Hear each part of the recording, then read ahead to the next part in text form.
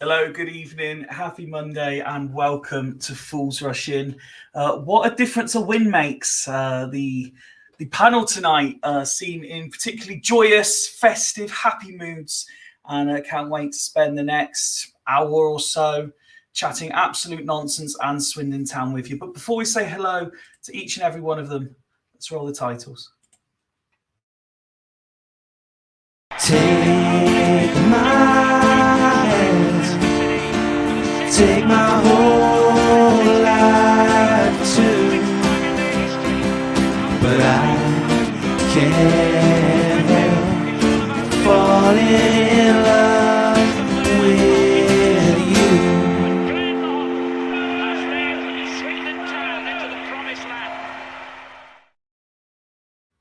And let's get straight into those introductions because we have got a very large panel this evening, starting with the man who perhaps has shared a little bit more off air than he intended to. Good evening, Ben. His mum has got it going. Hello, mate. How you doing?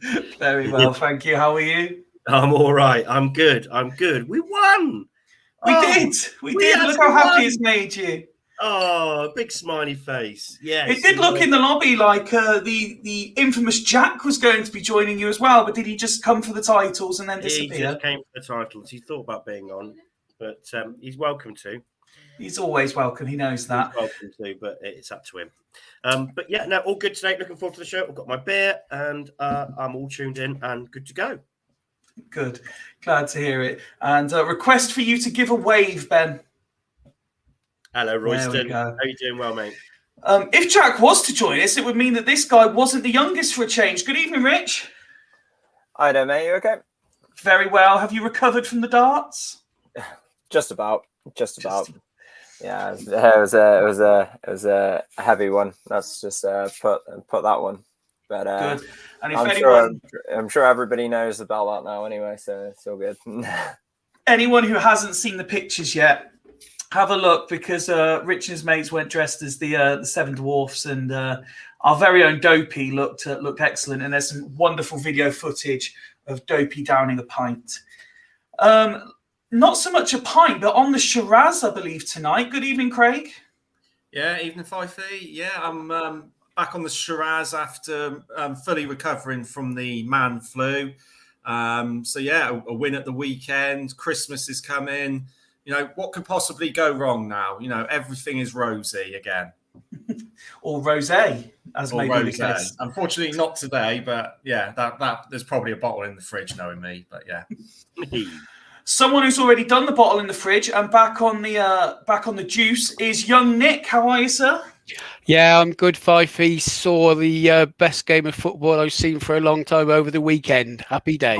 The 1-0 win at Barrow. Oh, 100%. Yeah, I'm interested in the other one. Didn't even watch it. Couldn't care less. And how are you? Because you were last time we spoke, you were suffering from Well, some very cold temperatures. So you enjoying the 15-degree swing that we've all experienced today? No, I coated up to walk the dog this morning. And I was bloody baking. It's too hot. It's too Oh, hot. geez, what's going on? Get the shorts on, Nick. I think I need it. Yeah. Next up, and it's a very welcome return to one of our favourite panellists. Good evening, Ned. Hello. How are you, sir? Yeah, good. Thanks. You all right? I am very well. All the better for seeing your happy, smiley face. Oh, thank you very much, Mr. Fyfie. It's been a few episodes since we last saw you. Delighted to welcome you back for what I'm sure will be a night of chaos, carnage, and controversial opinion. I'm sure it will be. Oh, look at this. I've got hair again. Look, You have got hair again. it looks like it's been snowed upon, but it's grey hair, unfortunately. Ned, you're almost looking like your mural in the background now. It's without the Spurs vest. Unbelievable. Now you've got the shade vest. Oh no! No, you're shady, mate. The six of us may look like the ultimate Monday night panel, but we are not done yet. There are still two more. As we say hello and good evening to Woody. Make sure you send me your snap later. Lots of love. Kiss, kiss, kiss. Oh, sorry. I was messaging Sarah's mum. How are we? You all right? Thank you, sir, yourself. Delighted to have you on, and especially after you're sending out cryptic tweets about so many offers to consider for the new year. Are we going to get a sneak peek, or are we being kept in the dark as well? Well, the people watching are probably the only people actually interested. So no, you're not going to get a sneak peek. Excellent. Hopefully, I'll have a potential move in the new year. And one final panelist for tonight. He used to be Mr. Monday Night. He became Mr. Friday Night, but he's back with us here. Good evening, Wazza. Evening, gents. It's amazing what happens when we win a game, isn't it? We all turn up. Isn't it just? We all show. How are you, buddy? Yeah, very good. Thank you, Fyfie. How are you? Very, very well, thank you. Delighted to have you back on this evening as well. Thank you. It's almost a full squad of people tonight. It's a good job that there's not that many things to discuss, so you've all got ample time to argue amongst yourselves. Shall we get straight into it? There was no women's football this weekend. All the STWFC games got postponed due to the bad weather, so we're going to start in a winter wonderland. With, as Ben said when he came on, Swindon Town winning away at the weekend. As we all kind of said, Ben, nice to win, isn't it? Oh, Lindsay in, as I always said. Yeah, no, it's great. Yeah. It was the Swindon Town that we all knew they can do. That's not been anywhere since Mansfield. That we've not seen this. It's lovely to see, but it's frustrating. Because where have you been? Oh, we pressed high. We kept the pace up.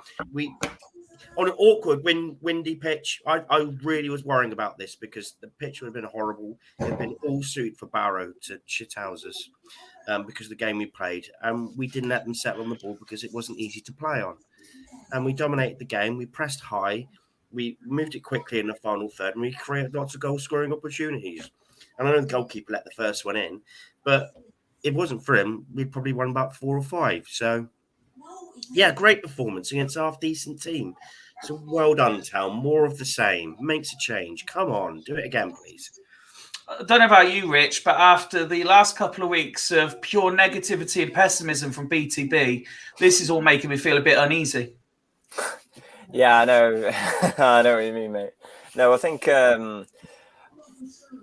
obviously the win on Saturday was absolutely fantastic. Like Ben said, I thought we pressed incredibly well. But I think the start of doing really well against higher opposition, obviously the only team that we've lost to in a higher division higher place this season is Stevenage. So we continue to do really well against the top teams, and I think at the end of it, that'll be what it comes down to. But I think we deserved the win that we had on Saturday. I thought we played really, really good football. But but I was with everybody. I wasn't confident about it at all. I was at Barrow away game last season, and I thought personally, well, it was a treacherous day. That was a horrible day, and it was this time last year as well. And knowing the kind of team Barrow are, I know they've changed it up a little bit this season, hence why they're doing quite well in the league. I do feel as if that was all set up for us to lose that game. But no, fair play to Lindsay. He got a result out of that game, and it wasn't an easy game. But hopefully we've got games against higher oppositions coming up. So we've obviously got Walsall and Northampton, so there'll be massive games. So hopefully we can continue this good streak against the top teams and get the points that we need to get to be a bit more secure into the playoff positions that we currently are. Yeah, no, absolutely. And Craig, that's the thing, isn't it? It's like what Rich said there. There was probably a fair few who weren't that optimistic given the form we were going into the game and given Barrow's position. But maybe that's just kind of the kick of realism guys needed to put in a performance and get a result. Yeah, and I mean, I was one of them that was pessimistic, being the normal pessimistic person that I am, Shock. I mean, that's 35 years of supporting Swindon Town. So I don't how you cannot be a pessimist when you're a Swindon Town supporter for that long. I don't know, but that's just me.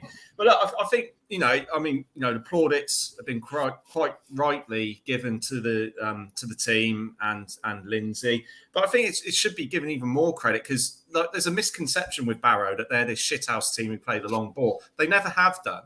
They've always been a good footballing team. They won the National League by playing the ball out of the back. They have. So for us to go there and beat them like we have done, I think that says a lot about us as a team. We outplayed them playing a similar game that we play. They play a very, they don't play it as out from the back as possession based as what we are, but they are a good footballing team. That's why they're up where they are. It was a classic 6-pointer, and we got it, and we've kept ourselves within a good chance of being in the playoffs. My only concern is, and again, this is my pessimism coming through, is this going to be another Mansfield or another Rochdale where it papers over the cracks? It's one win, and we've got to give praise and credit where it's due, and I think that's been the case. But it's no good if we go and only get a couple of points or lose the next two games. This win would mean nothing if we don't get back-to-back wins in the next two games. And I know that's a lot to ask for, but this is the sort of thing we need to do if we're going to be challenging in for the playoffs. People saying, oh, yeah, we are good enough for the playoffs. We are good enough for the playoffs. That's fine. We're good enough for the playoffs, but are we good enough to win the playoffs? That's the difference. So, yeah, we might be good enough to get into the playoffs, but that's no good if we win them. And as I said to you guys in the group chat, that's going to require at least 6 signings in the January transfer window. And then maybe we may have a possibility of getting the automatics. But at the moment, there are 2 teams that are much better than us, Stevenage and Leyton Orient. And we're going to see in a week's time, just over a week's time, if Northampton are better than us. It's certainly an interesting point and something that I'm sure we'll be talking about at length over the next couple of episodes, was it, about how many signings and stuff we need. But ultimately, as was a previous point, Lindsay's come under some real harsh criticism last couple of days. Last couple of weeks after performances and results. So is it just right that he gets a certain level of praise when everyone's quite happy and content afterwards? Yeah, if we're going to crucify him when we lose a game, then we've got to be able to give him praise when we win a game. You know what I mean? I think that's the way that our fan base is. Not just us, but every club. And I think it gets scrutinised game on game, whether we win, lose, draw. You know what I mean? We all have an opinion. I don't think he should get a lot of praise. I thought we played really, really well Saturday. I thought we played in the right areas. That, as someone said earlier, the pitch was awful. So you had to play football in the right areas and try and not gift opportunities. And I thought we were really good at that. There was a couple of hairy moments with some passes out the back, but we've all said this before about playing out from the back. And I don't know if we've got the players to do it. I'm a big fan of McDonald, and I think he was the difference on Saturday for us. I think having a leader on the park, and Rich, you can smile as much as you want. I agreed with you, though. I agreed with you. I thought he was. Was getting a bit defensive, isn't he? There. I'm always defensive-minded, Craig. Always defensive-minded. Wazza loves all the defenders this season. All he ever wants to do is talk about defenders. No, and I'll go on about. But I thought it was made because the second half it got difficult, it got tough. The rain come down. And we stayed in. We didn't concede, and it was massive. And that was down to having a leader on the park, someone who was dictating, telling people where to go, what to do, where you need to be. And I thought it was a great skipper's performance from McDonald, along with the rest of the team. I thought we were right up there. I think it was really, really good. I think it was more of a fearless performance, wasn't it? Yeah. We didn't definitely we didn't panic. There was no panic. And by the way, and I don't want to go too soon on this, but how good was Louis Reed? You know what I mean? That was one of his better performances in a town shirt that we've seen for a long, long time. Dictated the game. I thought he started attacks for us. I thought he was absolutely bang on where we need him to be. I don't want to be that guy, but it's almost as if there's a transfer window approaching. Well, yeah. But he's got to go for a fee. So that's, if you know what I mean, it's one of those, isn't it? So if the money's right, he'll go. If it's not, he won't. And hopefully he'll knuckle down and carry on. But like your point about Lindsay, I think he deserves the praise. If we're going to crucify him every time we lose, which I'm not one of those people, but there are certain people that do. If we're going to crucify him, he deserves all the praise that he should get for a great win away from home against, like Craig said, a very tough side. Woody, as one of our resident master tacticians, I'm interested in your thoughts on this comment from John. We only beat teams that try and play football. Is that, bearing in mind that we are, as we keep saying, in League Two, is that a concern for those of us who believe that this squad is capable of actually achieving things? Rochdale don't play good football. I will put it down to the fact that I think that we, us and Barrow, apart from keeping possession in our own half, I think us and Barrow are quite similar in our styles. And as I think Wazza and I have said it many times, if we're playing our style and we're imposing our style of kind of that progressive attacking football, we'll beat all the teams in this league. If that, the teams we do struggle against are those shithouse teams, and we know that. I think that was similar last year as well. I'm not going to say, because I was never a Lindsay out, as the guys on here know. I think that was harsh to say he was out when we were still in touch and distance of the playoffs. So the only thing that... You're listening, Ben? I'm listening. No. We are fourth, Ben. Fourth. No, I'm just saying we are fourth. Most of the league didn't play yesterday, which is the reason why we are fourth. I would be extremely fickle. Mate, you're right. I would be extremely fickle if I just gave up my Lindsay out view now. I would be extremely fickle. So he's got to prove me wrong, and that is consistently playing well. One-off game is, if we go lose to Walsall, I'm justified again. But if he wins next 2, 3, 4, 5... If we lose to Walsall, you're justified again. That means that performance was an isolated performance. And, that's my view. It's great that he won. I want him to prove me wrong. Ideal. Woody, I apologise for a joking comment. Let's let you get back to it before Ben says something that I'll regret. I think the key thing, the big key thing is, and like we say, it's there could be because there's a transfer window coming up. Obviously, Reedy was very good yesterday. I thought he was pretty good against Wimbledon as well. That's a massive difference. We've got to remember, we've now kept 2 clean sheets in a row. I know it doesn't sound like a big deal, but given the fact that we had lost 2 games or whatever, then to come in and keep 2 clean sheets, Nick and I have spoke about it. I'm sure others have as well. Playing 4 at the back is making a difference. It kind of feels a bit controlled. I was one of those that, although I'm still kind of judging, jury's out for me on McDonald, but he does make a difference. when we've got bigger. But he makes a difference more because he's an actual centre back as well, which bloody helps. But yeah, I listened and watched parts of the game yesterday. I was listening in the UK and then watching it in Estonia, and it's so it's just kind of, you could kind of see, maybe we have kind of gone a little bit back to that kind of, let's just stop let's not concede. But if something's clicking up front, I mean, okay, we scored a penalty, it's Louis Reed penalty, wasn't it? So that does concern me a bit, because it does. I don't want to paper over the cracks of the fact that we still haven't scored a goal in open play for 180 minutes or whatever it is, 270 minutes or whatever. That is still a concern to mine, but I do think we'll correct that concern. These type of wins will give the players the confidence, and I actually think playing the likes of Walsall, who are doing quite well this year, playing the likes of Northampton, and all of that is actually coming at a good time. We beaten Barrow, who have done really well this season, and although we all predicted we might get a win against them, they have done really well this season. So right now, I couldn't feel more confident about between now and the end of the year. To be honest, I think it's going to be the confidence we'll have a massive, but we do need to get a goal in open play massively.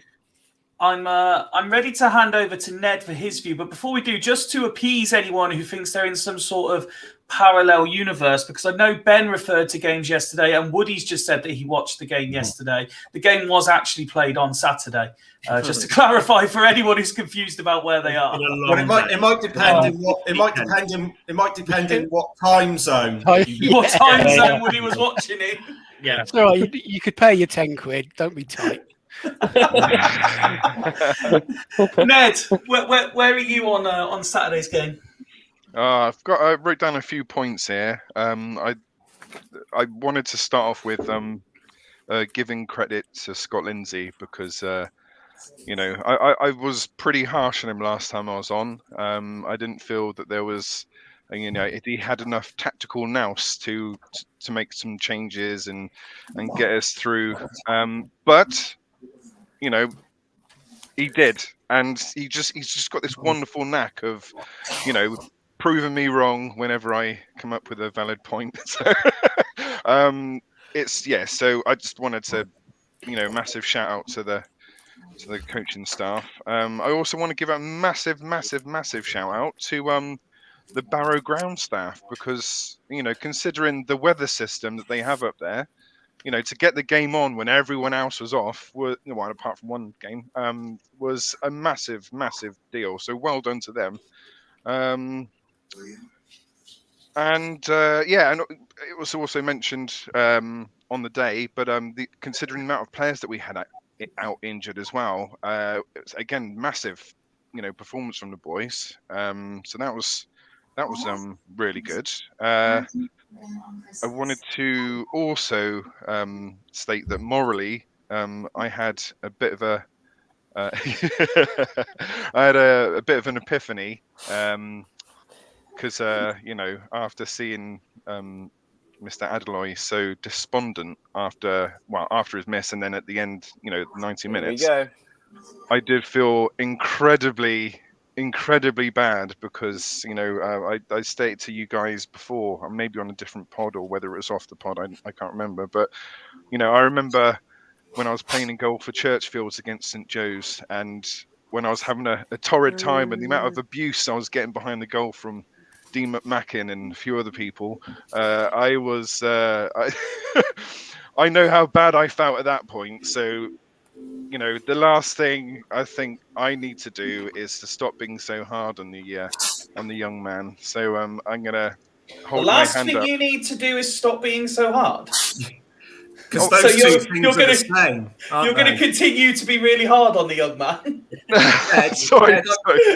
Ned, in all seriousness, mate, I think you're being harsh on yourself there. First of all, the two comparisons, there's no comparison between playing in goal for fucking Churchfield and playing at Barrow. To be fair, St Joseph, mate. St Joe's are probably better than Barrow. So, yeah. But look, we say it as it is on here, don't we? If we think a player's been shit or is in shit form, we said it. I've said it about Louis Reed and players like that, and then it's up to them to prove us wrong. It's when it verges into abuse, as in direct abuse, when the messages, the players are getting tagged or direct messages through the various social medias, that's when it goes too far. But to turn around and criticize, this is like what I think what you said, Nick, in the or someone else said in our group chat, to criticize a player and say that they're shit. That's not, there's a difference between criticizing them and going into abuse. All right, it's a thin line, but we don't do that on here, do we? So I think you're just being a bit harsh. No, the only people we actually abuse is each other. Yeah, pretty much. Yeah, you're right. So I'll give yourself a break. I mean, I thought you were harsh with Adaloy, but not, nothing. But that's opinion, isn't it?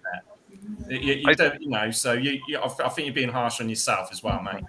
Oh, fair enough. Thanks, Craig. I appreciate that. But yeah. Anyone else you'd like to thank while you're here, though, Ned? No. That is thank God and your parents. You'd like to thank your parents for getting you on this podcast and Tyree Shade making your shirt. Right, Craig, aka Ricky Gervais. Tyree probably did make my shirt. The amount of blooming letters and numbers that have fallen off it. Make it back. That's probably not a bad thing, Ned. Well, yes, good point. But as Fyfie was alluding to, there was a thing that I said at the before that we started, that I've got a bit of an analogy with regards to this game. So again, please bear with me because it's quite long-winded. Get comfy, lads. Yep. Right, here we go. I was thinking World War II. It was a cold, dark night. No. So I was just thinking, the first half and the second half, obviously two completely different elements. The first half was obviously we could perform. The second half was so much rain and it was a real struggle. So I was thinking, analogy. So I was going up. It's like a tank versus submarine scenario, right? So I thought, in the first half, it was like we were in Stalingrad in 1943. We were the Red Army, and we were fighting against the evil Axis of the Northwest. Adolf Wild's forces in full retreat. I thought, we're winning this. We're winning this. Here it goes. And then the second half came. The heavens opened. It was like we were transported to the Atlantic Ocean in the early 1940s, and Swindon Town, I can't talk. Is the merchant ship, aka the Robins, was transporting its cargo across the murky and deadly U-boat laden Atlantic. Missiles being pelted from all over the place, right to left. But all of a sudden, you see on the horizon, could it be? Yes, it's the autos. They are within reaching distance. Hang on. Also on the horizon is the old HMS MacDonald and Blake Tracy, and they've dropped a depth charge. And there's a wild explosion, and it lifts a massive mushroom of cloud of joy and relief. I have, John, I have. And an explosion of joy and relief. And, the SS Barrow has been downed. It's been downed. Our cargo has been delivered. And what was our cargo? It was 3 points. Yep, and now it's time for us to head for that horizon and get to the top three. And that's my analogy. No, that was sterling. Honestly, that was sterling. That's got to be the most surreal thing I've heard on this podcast. So while you were reading that, I posted, anyone else want us to get Ned to record the night before Christmas? Yeah. To which Liam has completely already won with, oh no, wrong one, let me try that again. The Ned before Christmas. And Mark wants some of what you're on as well. Oh dear, it's copious amounts of energy drink and lack of sleep. That's the culmination of what you've just heard. Enjoy. Is that the cocktail served by your current employers? energy drinks and lack of sleep. No comment Refuse to on comment. Thames Water. Yeah. I will say thank you for the very generous £40. Thank you very much, Thames Water. Much appreciated. Nick, you've been waiting very patiently. Would you like to have your say on Saturday? Well, thanks for that, Ned. How the hell are you going to follow that? Could have put him on last. Cheers, Fyfie. You're welcome, mate. Brilliant. Right, yes, I did say on our last pod that we needed a scrappy, horrible 1-0 win. And we were better than that, actually. That first half, considering the pitch, the players we had out, was absolutely brilliant. We played best football I've seen for a long, long time from Swindon. And to me, there's 3 players that stood out. There's McDonald, did the leadership job. Blake Tracy, he's not a left back. Forget that. He's a centre half. Please don't move him out of that position. Keep those two together. Hang on a second. The last couple of episodes, all anyone's been saying is getting back to left back. I know, but on that performance, you can't move him. He was immense. And Reedy. Now, we've all criticised Reed and said he's been poor, which he has been, but he ran the show on Saturday. He was absolutely brilliant in my eyes. And the rest of them, I don't think there was a player below a 7. Another player that we not singled out, but give our views on was Iandolo, who previous games was really, really poor. Fair play to him. He ran his guts out on Saturday. He was getting tackles in. He was flying in. He was pushing. He was doing everything. Had a really, really good game. And I don't think anybody had a poor game. As an overall team performance, that was the perfect game. As Ned said in his wonderful terms, fantastic first half.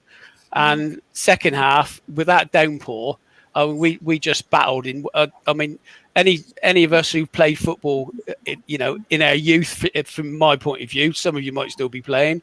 That is the sort of game you would love.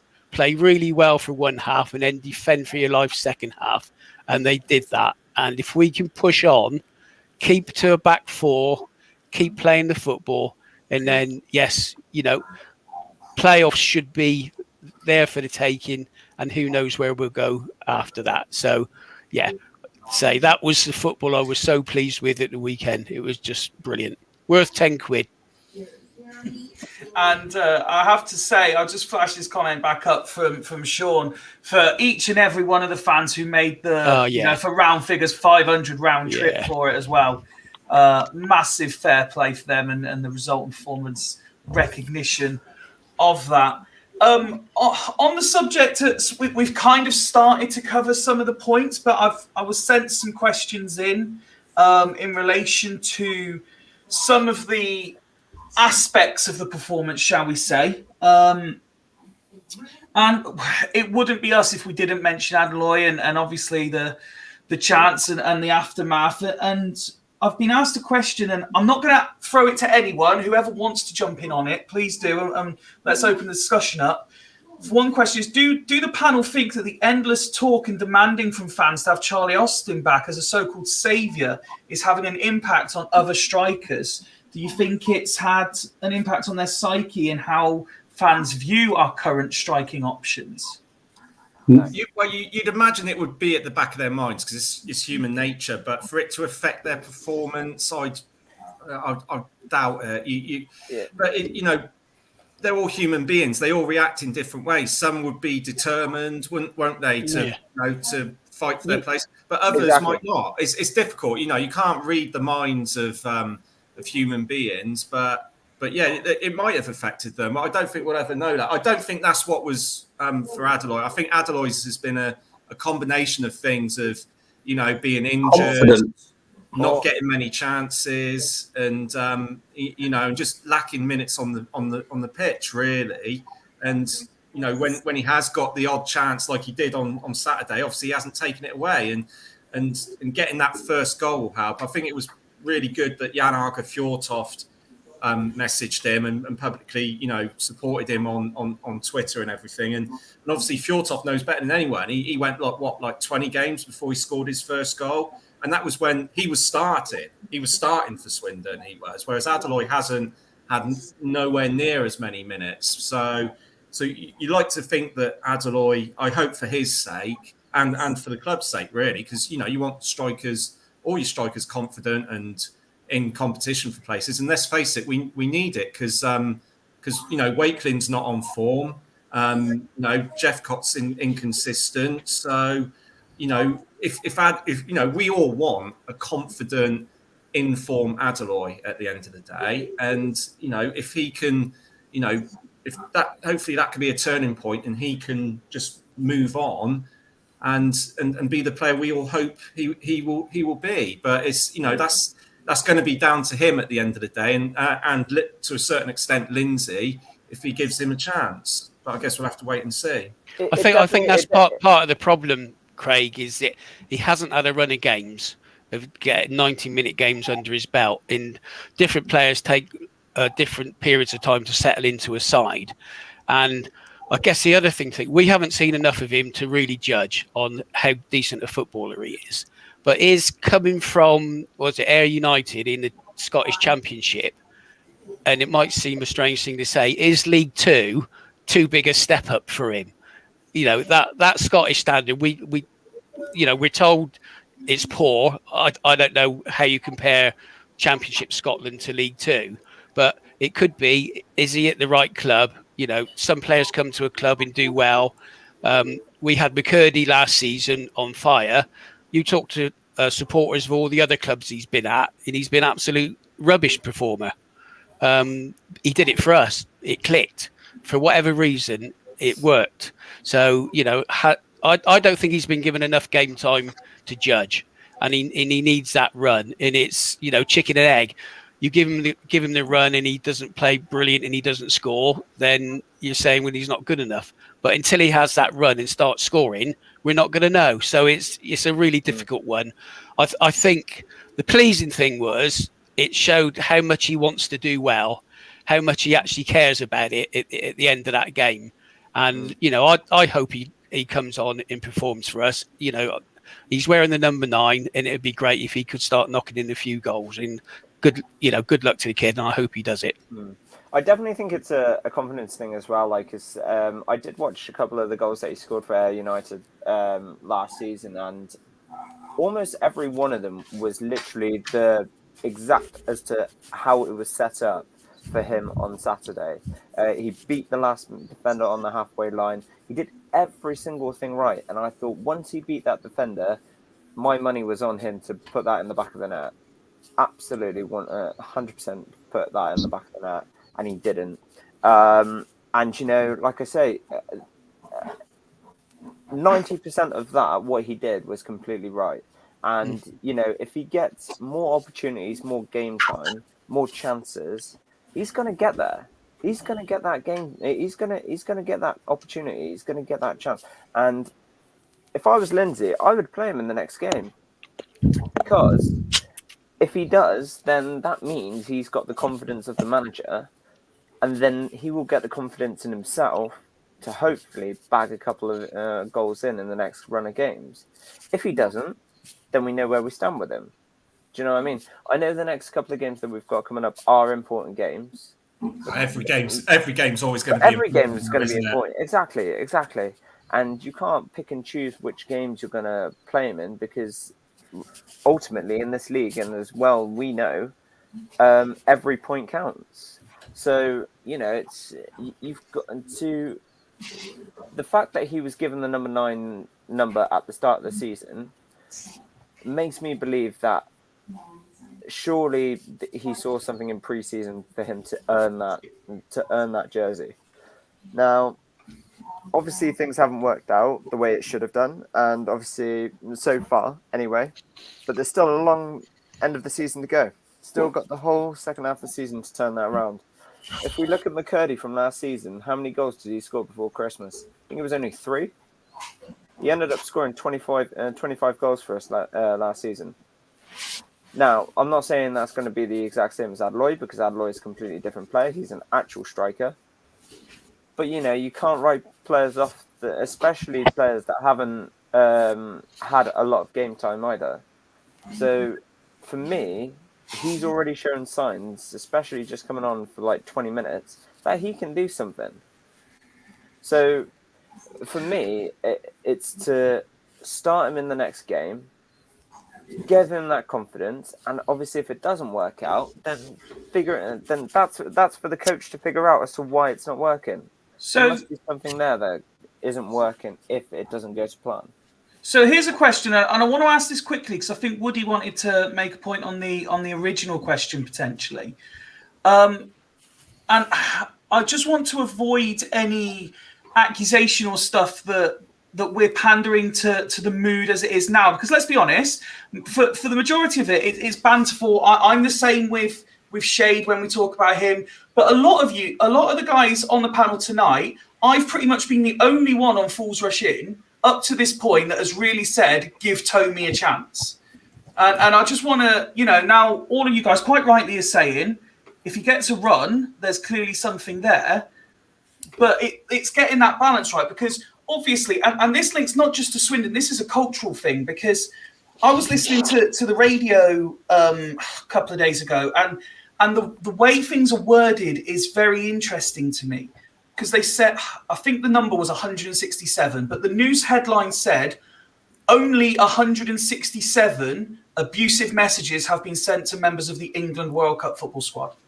And I'm like, only 167 is completely wrong. It should be 0. Like, you shouldn't say, because that's down from the 10,000 odd they got after losing to Italy, only 167. No, that's wrong.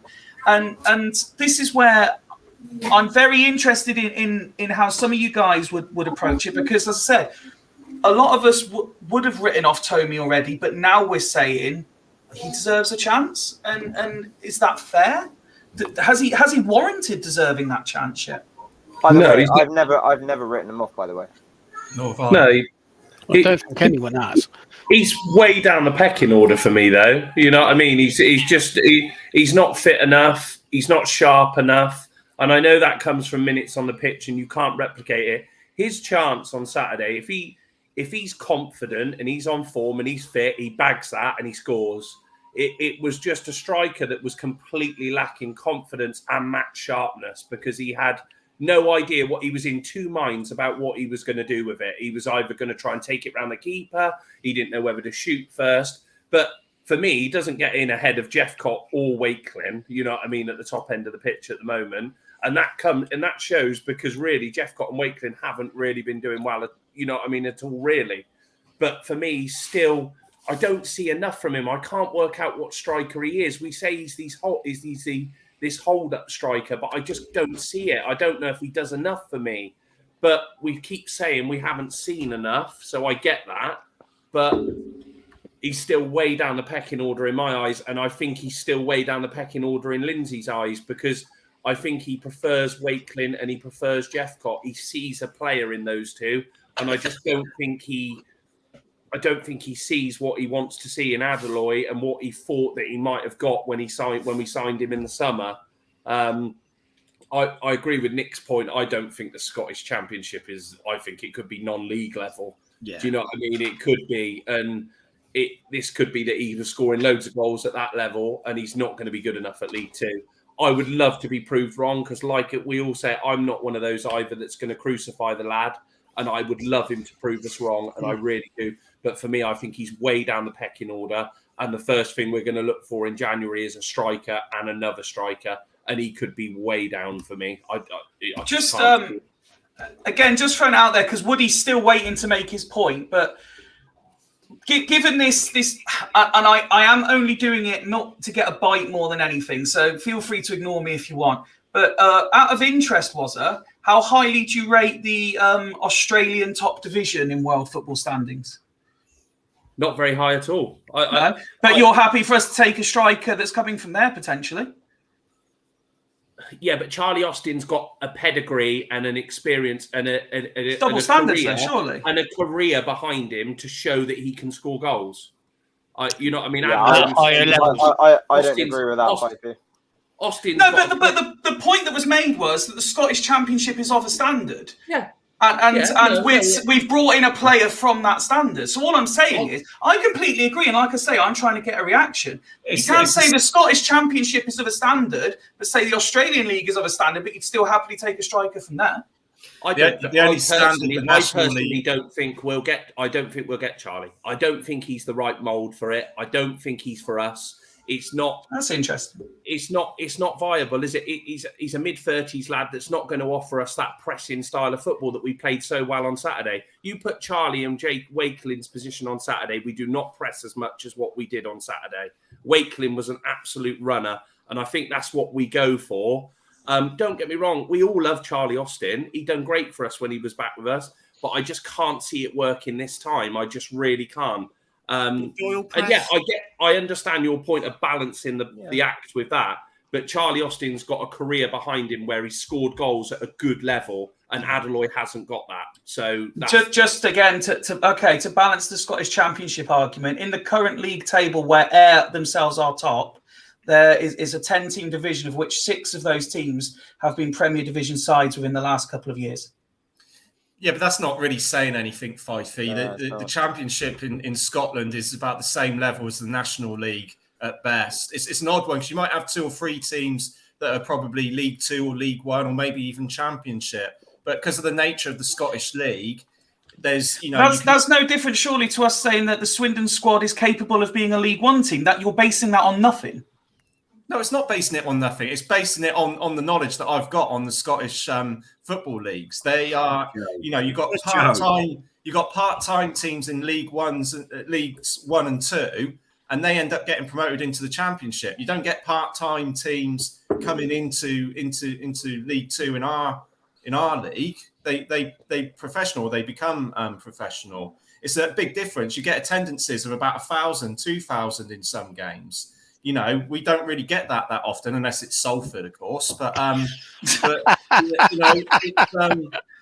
it's a false equivalence. I mean, the Scottish Championship, and I'm not saying, at the end of the day, he scored a lot of goals in the games he played, so that's still good for that level. That doesn't mean he can't translate that to us, but I don't think that it's been.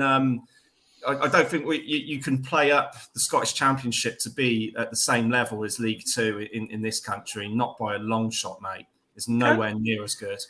Let's bring Woody back in then, because he's waited patiently on the original question. I have to admit, I kind of agree with what you said earlier. I think a lot of people's reflections on Adeloy is because of the recent happenings on social media. I still don't think he's good enough to play for us.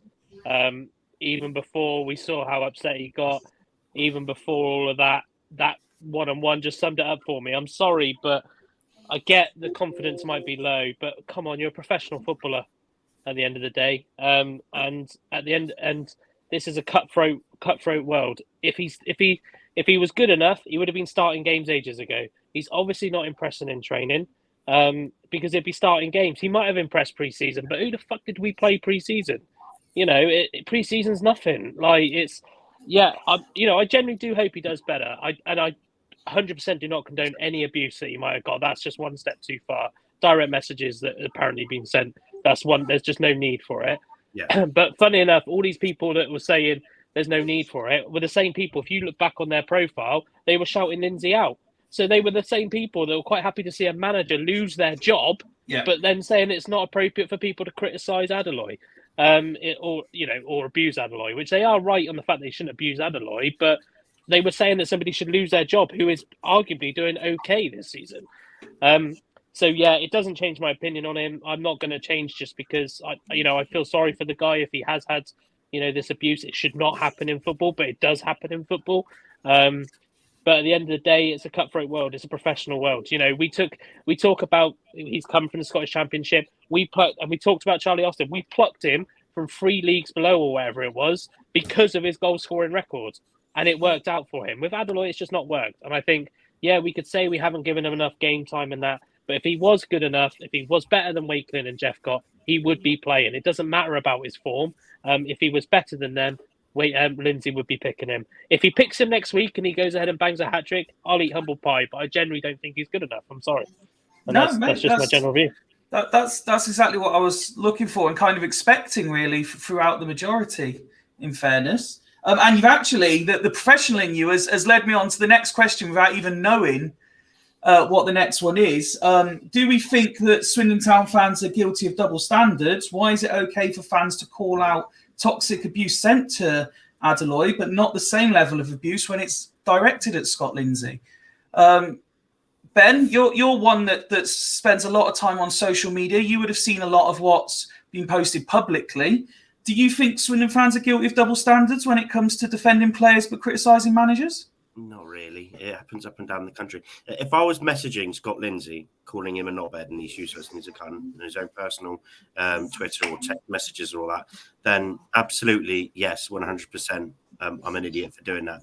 But you're allowed to hold an opinion, you're allowed to criticise a manager, and you're allowed to say, I don't think it's working and I think you should move on. It's absolutely fine. There's nothing wrong with that at all. It's just. Can I just say, sorry, Ben, just one thing as well, because I don't know. Has anything actually been proven that anybody did abuse Adeloy? Just wondering. I don't know. I didn't see anything. By So this is the other thing, and this is what I was trying to say in the chat. There is a fight that players will exaggerate. I'm not saying he does, but players will exaggerate. If they feel that they've been ganged up upon, they will say it's abuse. If they get any footballer in the world misses that one-on-one, if Messi misses that one-on-one, people are questioning whether he's the best player in the world. Yeah. You know, it happens, and that's the only thing that interests me is whether there was actually any abuse or whether he's not retweeted anything or he's not posted. There was a copy or screenshot of a text where he'd replied to somebody about he won't let I can't remember the exact wording, but he won't let people get to him. So that read as though somebody had said something personal directly to him. I don't know what, because it didn't show that. So I can only assume that had happened. That's all I've seen as well. But I've also interpreted that to say that people are having a go at him at Barrow in the stands. Yeah, I don't. I don't know. Yeah. So yeah, I mean, I'm not. Again, I don't 100% don't condone it, but no. I don't think there's that much difference between someone shouting "Adeloy, you're shit for missing that," compared to someone shouting "Lindsay out" because we've lost a couple of games. For me, there's no difference. That's the same level. There's no difference. It links into the point that Ben was making about it when it goes from being shouting out sort of generic terms like that to when it becomes personal and actually aimed at someone personally, doesn't it? Yeah, it's when they go turn the phone on and then they got a DM and someone's gone way and far and beyond and starts mentioning about family and what they're going to do to you and stuff like that, missing that chance, which does happen, and it has happened to players before, more high profile, like in the Euros. That's abuse. That's way out. And if he got that, and if he got nasty, horrible private messages, then that's bad. Those people need to be dug out and banned. But yeah, for just voicing out opinions and having. I'm not suggesting anyone that for example, what Woody said. I have no problem with that because that is someone voicing an opinion on something they know about. But if Woody was to then go after this and message him directly and say, by the way, I think you're a complete carry on from there, that's crossing the line and it's completely unacceptable. Because that's personal. That's not about football. That's just trying to get in someone's head. And it's not helpful because it's not going to make him a better player, is it? It's not going to encourage him. It's not going to make him go, right, okay, it's not. It's going to mess his head. It's going to destroy his confidence. And the next one that comes along, he's just going to feel worse and more pressured, and he's going to miss again. So you look at it with the Adeloy situation. There's going to be a certain section of our fans who were probably waiting for him to have an opportunity like that to miss, to have a go. It's the same with Lindsay. Every time we have a poor performance or a defeat, they are straight on it, or even if before a game's even finished at half time, that they can't wait. It's like the what's the phrase?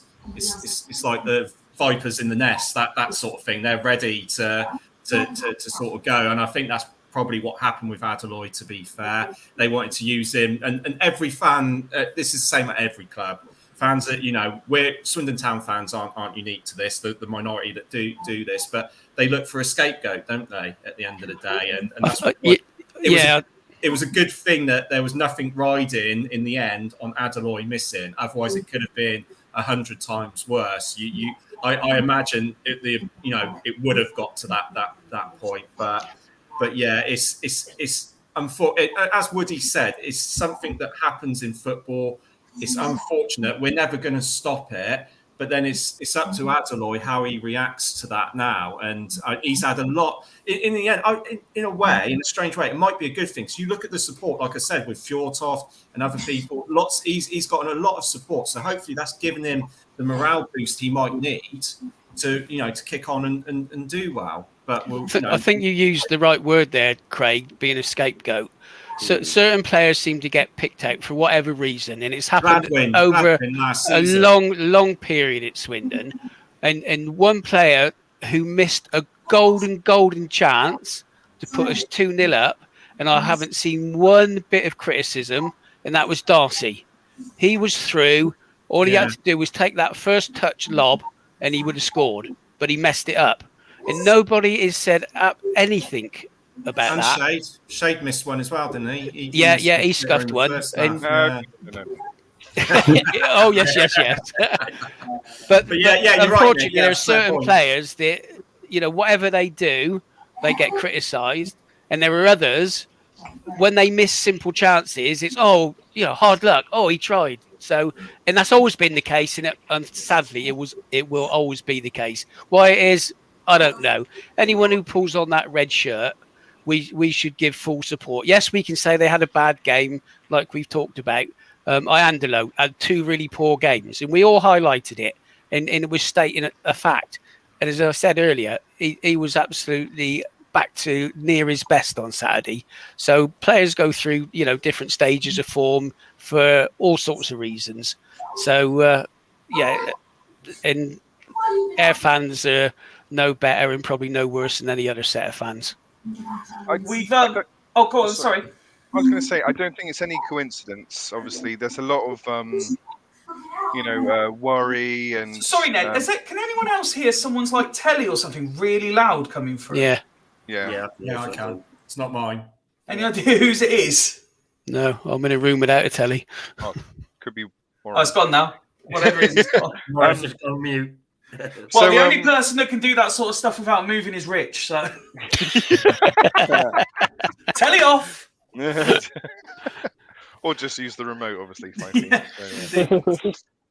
I mean, it's no coincidence that we're in sort of unprecedented times where there's lots of worry about finances and everything else, and football seen as an outlet for emotion. And I think football was one of the only ways that, let's just say, if you feel incredibly frustrated, then that's one way of trying to release that worry and stress that you're under. But unfortunately, it's all typically that sort of stuff is channeled in the wrong direction. But I'm not excusing it. I'm just saying I think that's potentially one of the reasons why that's more of a thing.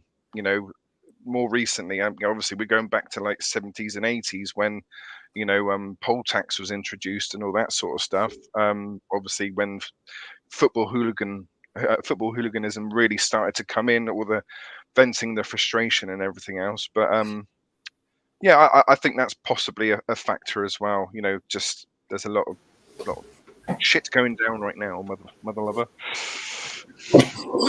We've had a bit of a period of time there where we've maybe focused on some negatives within football and within Swindon Town, which I would like to point out. So for anyone who hears, if I say something that people won't agree with, or maybe there's a few snappy responses, at the end of the day, we all signed up to this, and we'll all say we will happily argue and debate with each other all night long. But at the end of the day, we will always be friends afterwards. None of us are going to fall out about anything anyone says. But I have had one message come through saying that it's good when it's like this. It makes a fresh change for debate. So keep it up, lads. Well done. I would like to, before we move on, though, focus on maybe some positives. And Rich, I'm going to come to you on a comment I flashed up earlier. Fyfie, Yes, sorry, can you please flash up Joe's comment, because that is priceless. Hang on 1 second. This one here. Thank you. I like that Joe is, as it is. Cheers, Joe. Joe is my favourite Full fan. Oh, careful. what you Nice, say, nice way Willie. to isolate all the other Fools fans there. Yeah, careful. Fuck all 4 of them, Especially, apart from Danny, because she likes me now. yeah, especially Danny, who every episode seems to be overcompensating for never mentioning you.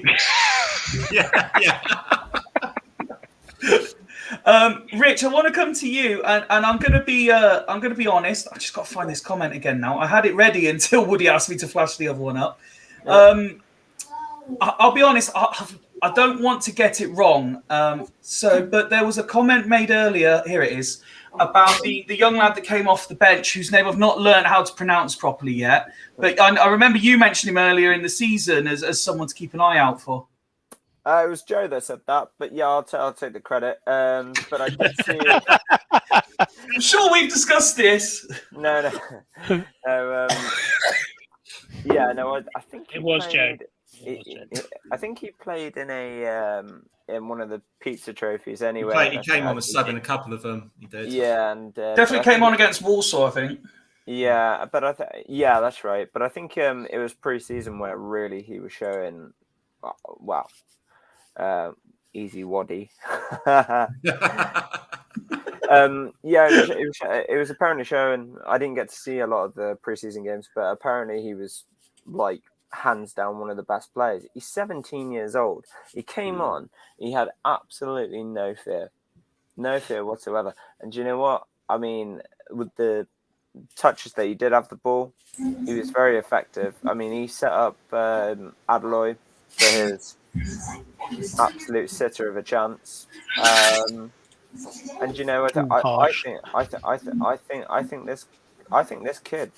I think he's the next Scotty Twine. Oh, mate, don't put that pressure on him. I'm not putting any pressure, but I'm just saying what he could be. It's down to him. That is down to him. But he really, you can be anything you want to be. Exactly. And you know, I think for him now, it's to like show Scotland right. I can be part of this team. I can be pushing for a place. 17 years old. You know, when was the last 17-year-old? When was the last 17-year-old that was a regular that broke into our team? I can't think of one. Well, this is the thing. We need to start developing our own players instead of other clubs' players as well. Absolutely. So yeah, I liked him because I saw him in both the both the Tim Pot Trophy games that he came on as sub again. I think he may have had 10, 15 minutes. And he looked quite good. He like you said, Rich, he played. I didn't see him on Saturday. I didn't see the game Saturday. I wasn't in Estonia or anywhere like that. But he looked really good, and he just seemed quite comfortable on the ball. Like you said, he had no fear, and he looks, and he tried. He likes to run at players as well, which which is kind of like what McCurdy was good at, wasn't he? So he looks promising. I just hope. I wasn't sure what position he played though. It looked as if he was playing more centre mid, but I thought he was a winger. But I'm not too sure. And when he came on in the pizza trophies, he was playing centre midfield as well. So. It shows a lot of confidence that Lindsay had in him to bring him on in a situation like that with 15 minutes to go when we're holding on to a game. Yeah, that was a surprise, wasn't it? Yeah. The comments were like, the comments were like, "Whoa, something's gone on with Aguiar." Then Aguiar was ill. Aguiar was ill. Yeah, he was ill. Yeah. I was shouting at the screen because I thought, why the hell is he bringing him on when they've got 6'6" giants pumping the ball to? Why didn't you bring Minturn on to put a bit of height in a bit of battle in there to stop it? And I was amazed he brought him on. But I think fair play to Lindsay, it obviously worked. Sometimes when you're playing against these teams and they are putting balls in the box, you need someone with a bit of composure to get on the ball. And fair play to the young lad. When he had the ball, he looked after it. He was clever with it. He didn't try to over confuse things, and he put a decent ball down the side for Adeloy. And I just hope. Yeah, sorry, we don't want to build him up. We're only seeing him in bite-sized little chunks, and we just give the chance. At 17 years old, you just want the lad coming on and enjoying his football. That's all you want him to be doing. Yeah, you don't want him to be doing anything else. I just hope he gets either a run in the team or a long loan to like Chippenham or someone like that. Because at the moment, it seems our players who we've put out on loan, they're coming back after a month. It's happened so many times this season, and it just seems, I think, in my opinion, stalls their development. These players need to be given a whole season on loan where they're getting 30, 40 games a season, not 3 or 4 and then being recalled because we're short or whatever's happened. They're not playing at the other club. They need to get a good run out. So either that should happen with Dworzak. Is that how you say his name? Dworzak? Yeah, Dworzak. Yeah. Either he should go out on loan for a permanent loan to the end of the season, or he's given a chance to break into the team. No half measures. We're seeing that with Dabre at the minute, aren't we? I think he's netted a few since going out on loan. Yeah, he's done quite well at Worthing. From what I've seen on their Twitter anyway. He scored 2 bangers a couple of weeks ago. So hopefully he could be. I hope he stays there for the whole season. I really do. Well, that's what did Twine good, wasn't it, when he went to Newport? Oh yeah, he got had all those games under his belt. Half season, didn't he? He had a half season, and he just played with absolutely no fear. He was brilliant, and he deserved his recall. And we're glad that we did recall him because he was quality. And then he got the big move to MK Don. So but apparently though, I heard somebody was saying, I don't know whether or not it was on our group chat or on Twitter or something like that, but apparently a few Premier League clubs have already showed their interest in him. What, in Dworzak? Okay. So it could be another eyeful, but hopefully we get some money for him. But yeah, it could be an interesting one, that. But hopefully we see a lot more of him because from what he showed already on Saturday. I think he not deserves a start. I'm not saying that, but I'm just saying, like you say, Craig, deserves a run in the team. Keep him in the team. Keep him in the first team, because the age gap. There's obviously not an awful lot in it because we do have a very young squad, but and one thing we've lacked is creativity these last 4 or 5 games. Yeah. Wow, it's an interesting point to make, that, Craig. And Nick, Rich said there we'd like to see more of. Craig said they lack creativity, and I'm looking for positives. It's good to see Hepburn Murphy getting some more time on the pitch. And there was a comment about, obviously, he was down for a period again at the end of the game, and we hope that there's nothing serious. But he's the sort of player, if we can get him fit, looks like he's going to be a real big player, isn't it? Yeah, absolutely. I say we haven't heard anything after he got clattered right at the end of the game, so it's all gone quiet on that. Now, whether that's a good or a bad thing, is it? But again, it's the same thing, isn't it? You guys talked earlier saying Jepcot in Wakeling, that they're our front two. They're the ones that have put themselves in there. So if you're going to bring Hepburn Murphy in, you're going to take one of those out. So again, it's how do you give these players enough of a run to show what they can do?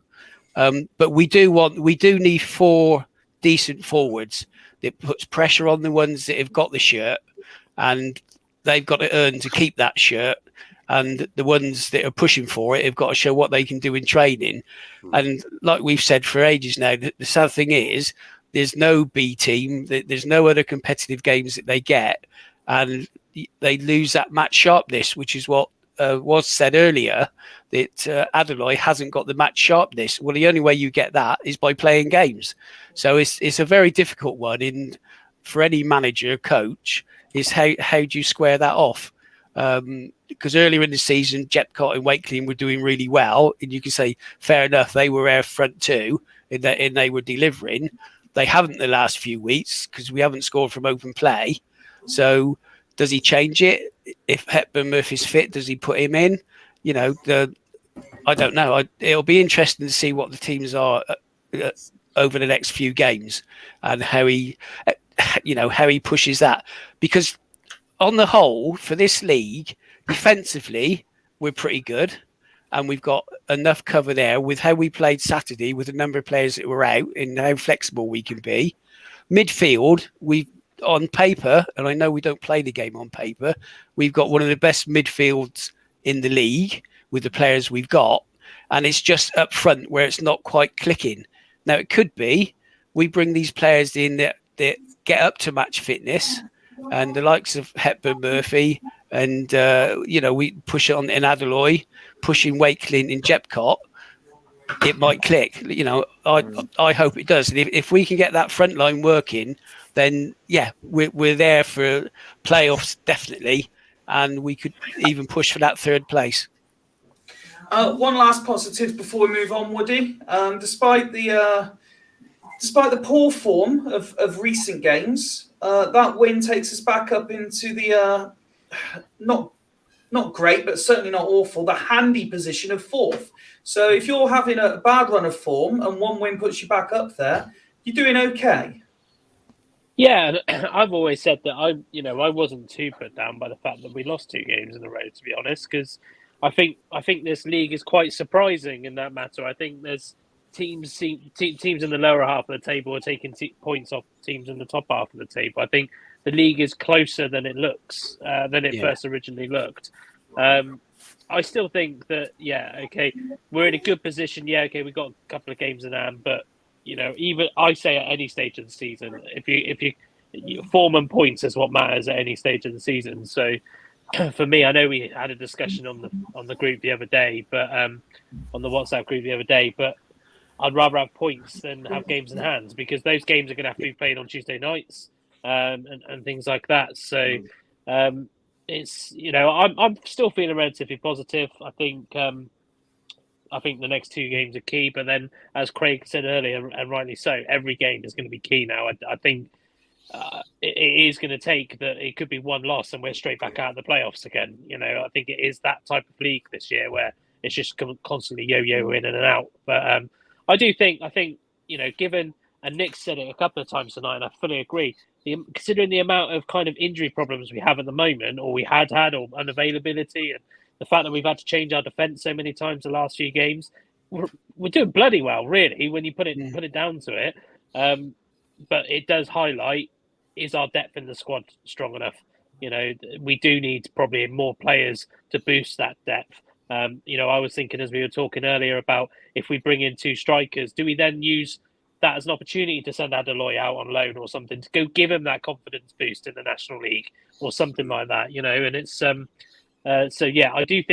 I don't think we necessarily need to improve our best players on the pitch. I think we do need just a little bit of quality and depth. I mean, Jorzak's obviously going to be a great player, but it still concerns me that him, Minturn, all of that kind of stuff, I want to give them chances, but that is currently our bench. There's not enough kind of experience on the bench for me. But I think it's a relative. We could be higher, but we could be a hell of a lot lower, given that some of the games we have had this season. Can I just go back to the point very quickly about the games in hand even. I would rather be ahead of games than the teams below us, because all the pressure was on those teams because we were in that position last season. We had games in hand and we were all like, right, this game is important. This is a must win for us to get back into it. And for our sake, obviously from our position, we were able to do that. But that was towards the end of the season, Rich. We're on about now. It's a bit different now, because there'll be people playing those games in hand over the next couple of months. Mm-hmm. And that's what I mean. It's a bit deceiving where we are in the league, because they will play those games. Yeah, ideally, you want to be playing 1 game a week. Yeah. And they'll be playing 2 games a week. But the pressures, and I know I said this in our group chat, but the pressure is on. You'd rather have points on the board towards the end of the season when other teams have got games in hand, not at this stage, which is why it's deceiving. Absolutely. So at this stage, you'd rather have games? Sorry? So at this stage, you'd rather have games than points? No, I'm just saying, I'm saying it's not as big of an issue as what people make it out today. I'm saying that our position is deceiving, because if people have played round at, some teams around us, above and below, have played 2 games less than us. So even if they play the 1 game in hand, that will make a big difference to how the table looks If they win it.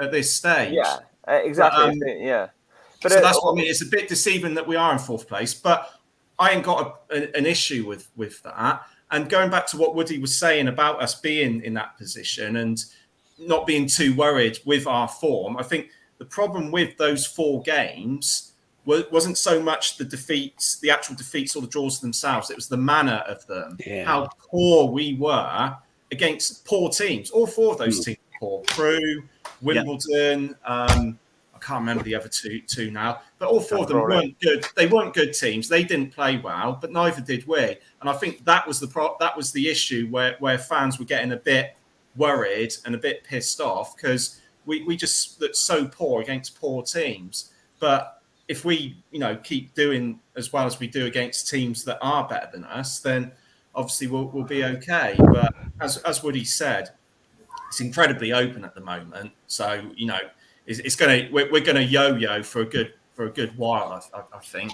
until the end of the season. Just checking, Rich, did you finish the point you were making, or did you still have more you wanted to add? Yeah, no, like I say, and I think just going back to the point where you said that it's not, obviously it's different earlier in the season. Those teams are still playing Saturday, Tuesday, and the more games you have in hand, the more that will happen. Obviously, like I say, we had that last season where we were playing Saturday, Tuesday, but that's also more risk of injury as well. We got lucky. Well, I say we got lucky. We had our fair string of injuries towards the end of last season. Obviously, McCurdy was out. I think there was a couple other players that were struggling with injury as well. So we got a little bit lucky. But some of those teams might not be so lucky. And I think just going back to the point of obviously the Saturday, Tuesday, teams aren't going to want that. And I think with those games in hand being more earlier in the season, maybe that is less pressure on them, and maybe that's less pressure because, well, they might not perform as well. If they're under pressure, like this game, this is going to get us into the playoffs, they're going to be fucking up for it. They're going to be fully up for it. Like we were. When we had Forest Green as that game in hand last season, McCurdy, he was up for the big game. And he was, but if it's earlier in the season, they might not be so much. They'd be like, oh yeah, we've got like a load more games to play and stuff like that. And the mental mindset of that game might not be as proficient. And I get that would be every game in League Two, but especially like with a game in hand that could get you back into that playoff spot for a team that's obviously higher than you and has played more games than you. So, it's like you say, it's a bit of a chicken and egg on that one. But also, at the same time, though, you've got to take every game as seriously as possible. But I think from my perspective, I would rather have that game in hand currently. Because, like you say, all the pressure's on the team below you to perform in that game in hand, basically. Okay. Gents, I'd like to move on now, if we may, and I'd like you to get your thinking caps on a little bit. Obviously, throughout the last month, we have been talking about the World Cup, so it would be remiss of us not to discuss the final. Was it the greatest ever? I'm sure we'll all have our own thoughts on this, but what I also want you to do is, it draws comparisons to, obviously it didn't have the same magnitude, but what Swindon games would you class as being just as entertaining or dramatic? Obviously, the Sheffield United game sprang to mind, Leicester in the playoffs, Birmingham for those of the age to remember it as well. But any others that spring to mind? While you're thinking, though, I'll start with Wazza, I think, on this one. My personal view is the last 10 minutes and extra time was exciting. The rest of it wasn't exactly the greatest ever because Argentina were the best team for about 100 of the 120 minutes combined, was it? Yeah, I think you'll hear the full story and it'll come out in the next few days. I think this virus going around the French camp was a lot more worse than I think a lot of people predicted. The French looked drained, didn't they? Do you know what I mean? I thought they looked really...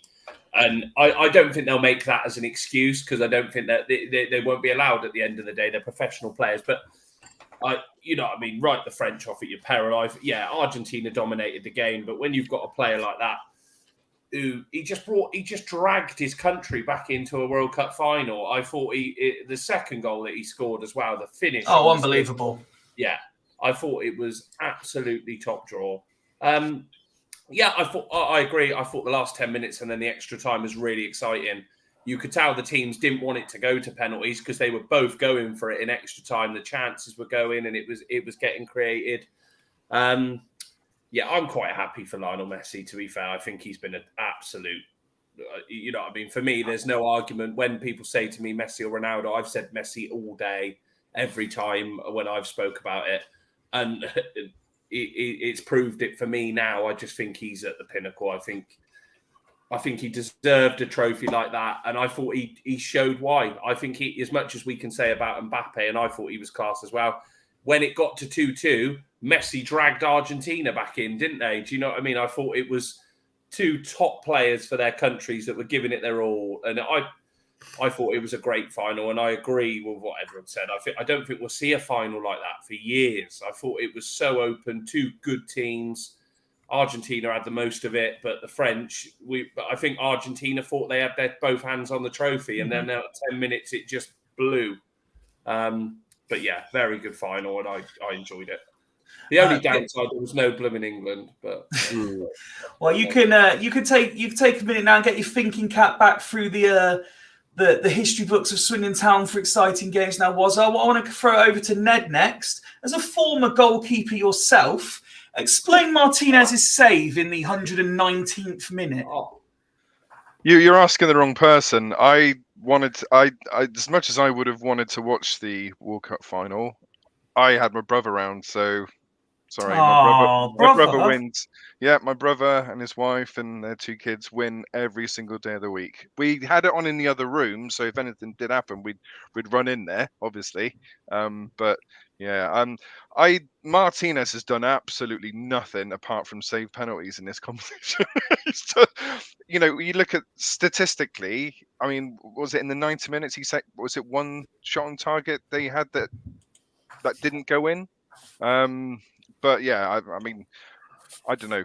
I haven't seen said save. Fyfie, I don't want to nick it, but I thought Martinez was disgusting in that penalty shootout. I thought he was absolutely awful. I thought the shithousery was disgusting.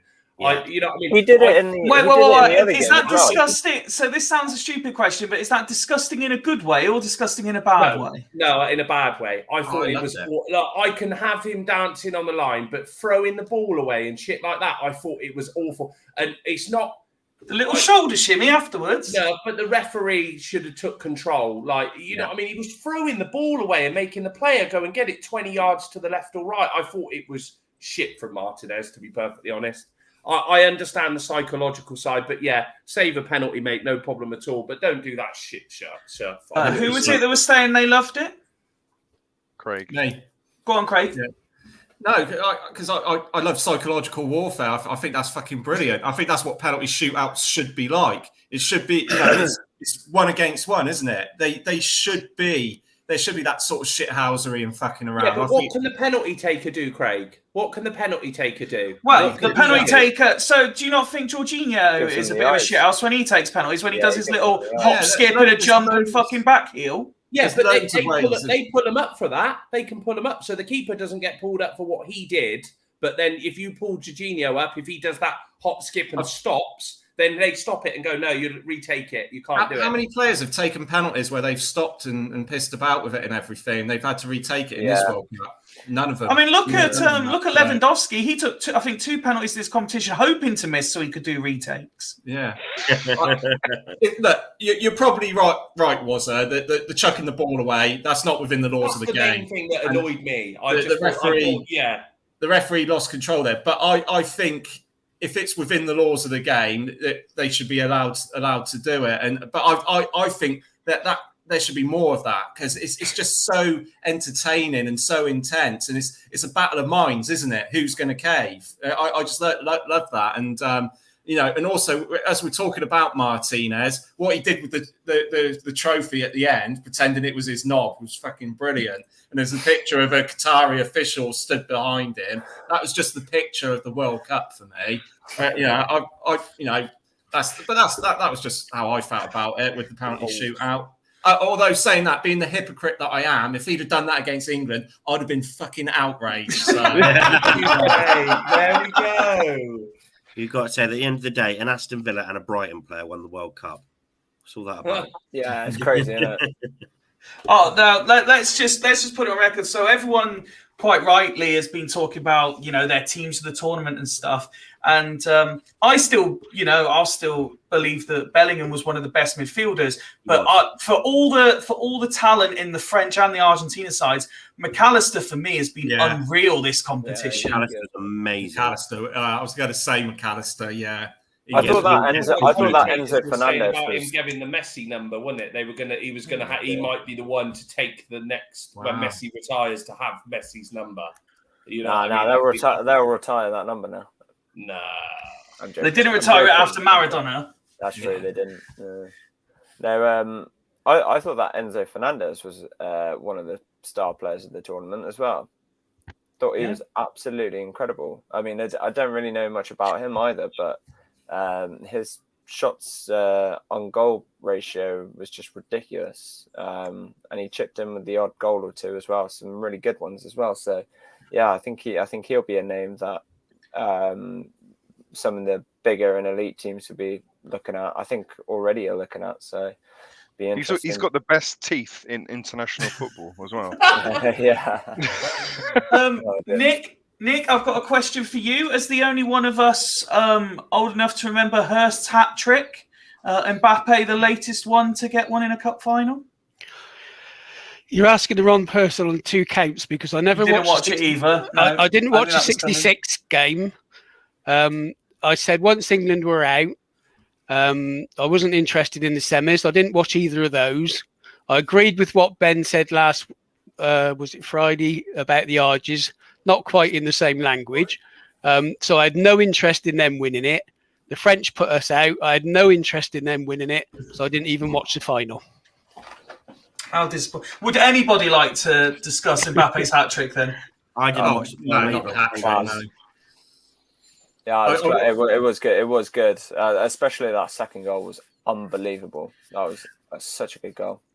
And Woody, on that one actually, he's got the hat trick, but also let's just praise him, especially after what we saw with England. He's taken 3 penalties in that game and put all 3 in the same place, more or less, and scored all 3. Yeah, well done, Mbappe. I didn't watch the game. Have we got a panel of people that haven't watched the World Cup final? Because nobody cared. I didn't care. I already had plans. If England weren't in it, I had plans to do that. I couldn't do on the Saturday. So, yeah, I only realised this morning that Mbappe got a hat-trick, to be fair. But he is a great player. I am a massive fan of Mbappe, or Zippy, as I called him, after his celebration against England. I did kind of want France to win it, just because it would have been nice that England to be knocked out by the world champions. But equally, I kind of just thought it would have been funny if Messi didn't win his last ever World Cup. I kind of find a comical feeling on that. But equally, I am happy for him as well. But yeah, well, you know, at the end of the day, it's what was it, 3-3, the final scoreline? It's just two shit defences, isn't it? So England would have won it. They need Maguire at the back.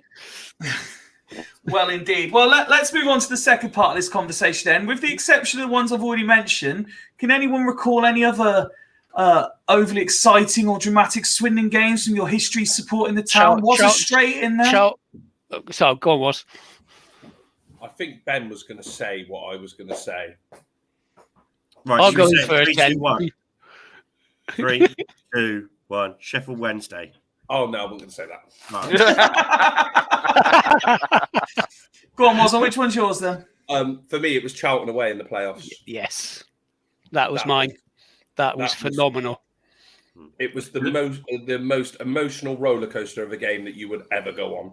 Thought we were out, didn't you? Yeah. Lose your goalkeeper. When Gordon Greer karate kicked whoever it was in the stomach, and he got sent off, and we would just look dead and buried, and then we just come from Keeper replaced after a couple of minutes, wasn't it? Own goal. Yeah, we were out.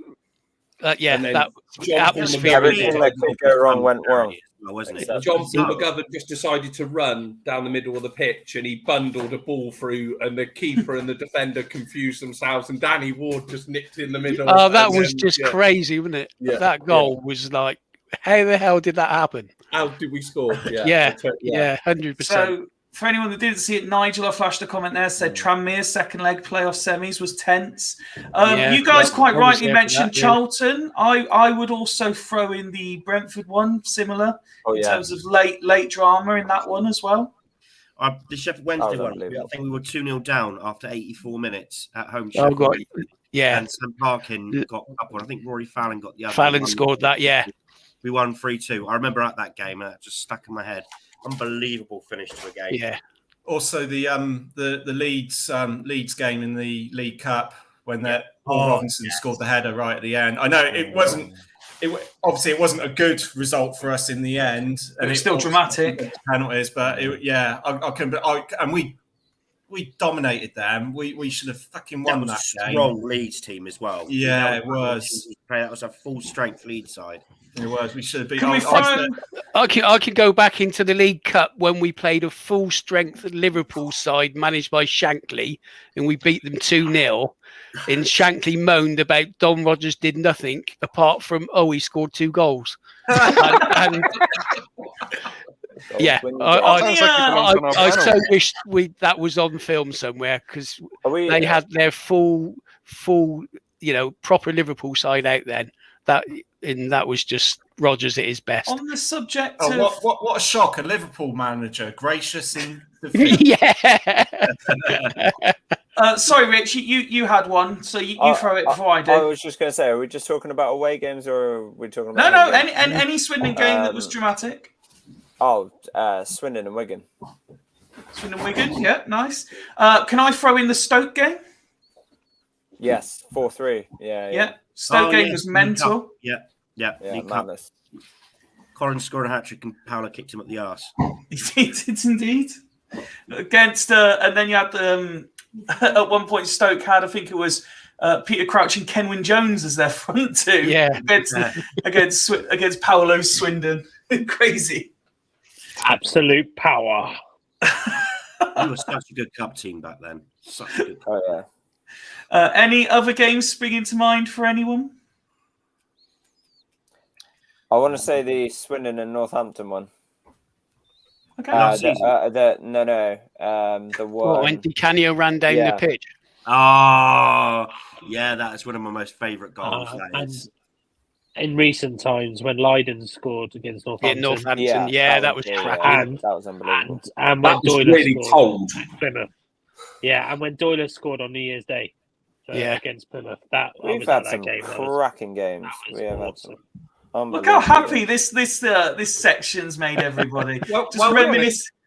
While being happy, just going back to the best World Cup finals, that wasn't the best World Cup final for me. For me, it was 1990 when West Germany beat Argentina. One ball, Craig. And Diego Maradona cried. So it was fucking brilliant.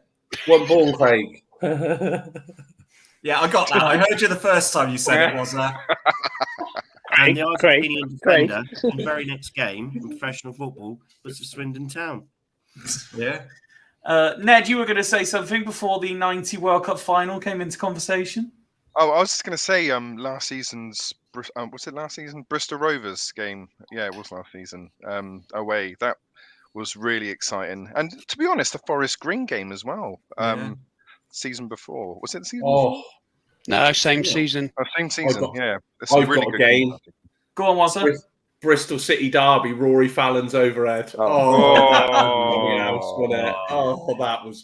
was unbelievable, that. If you listen to radio commentary, even Sean Hodges jingles himself. What I was walking out the town at What a the time. goal! What a goal! Yeah. Oh. Fyfie, Yes, mate. I was going to say, regarding the World Cup, I got another question. If that's No, okay. that's fine because I still had another World Cup based question as well. Oh, So good. go on. Okay. So, very similar to what we was talking about just a few moments ago. Yeah.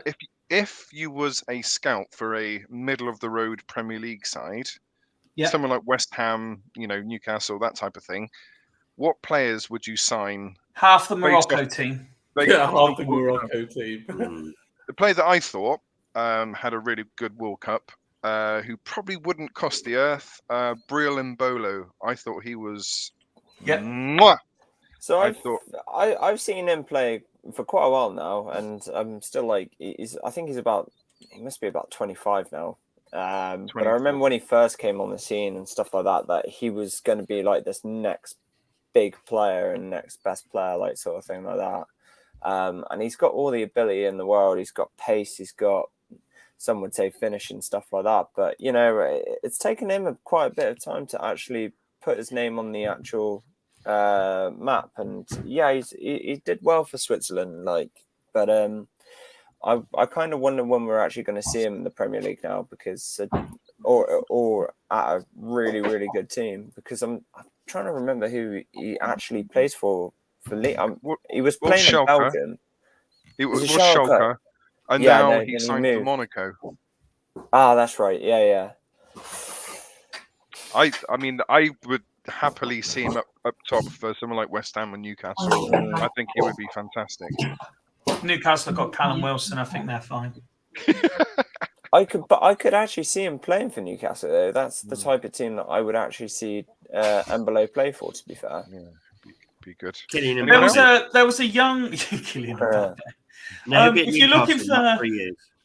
If you're looking for a technical player, I think that would be able to cut it in the Premier League. There was a young lad play for Croatia named Luka Modric. I thought he might be a player one day.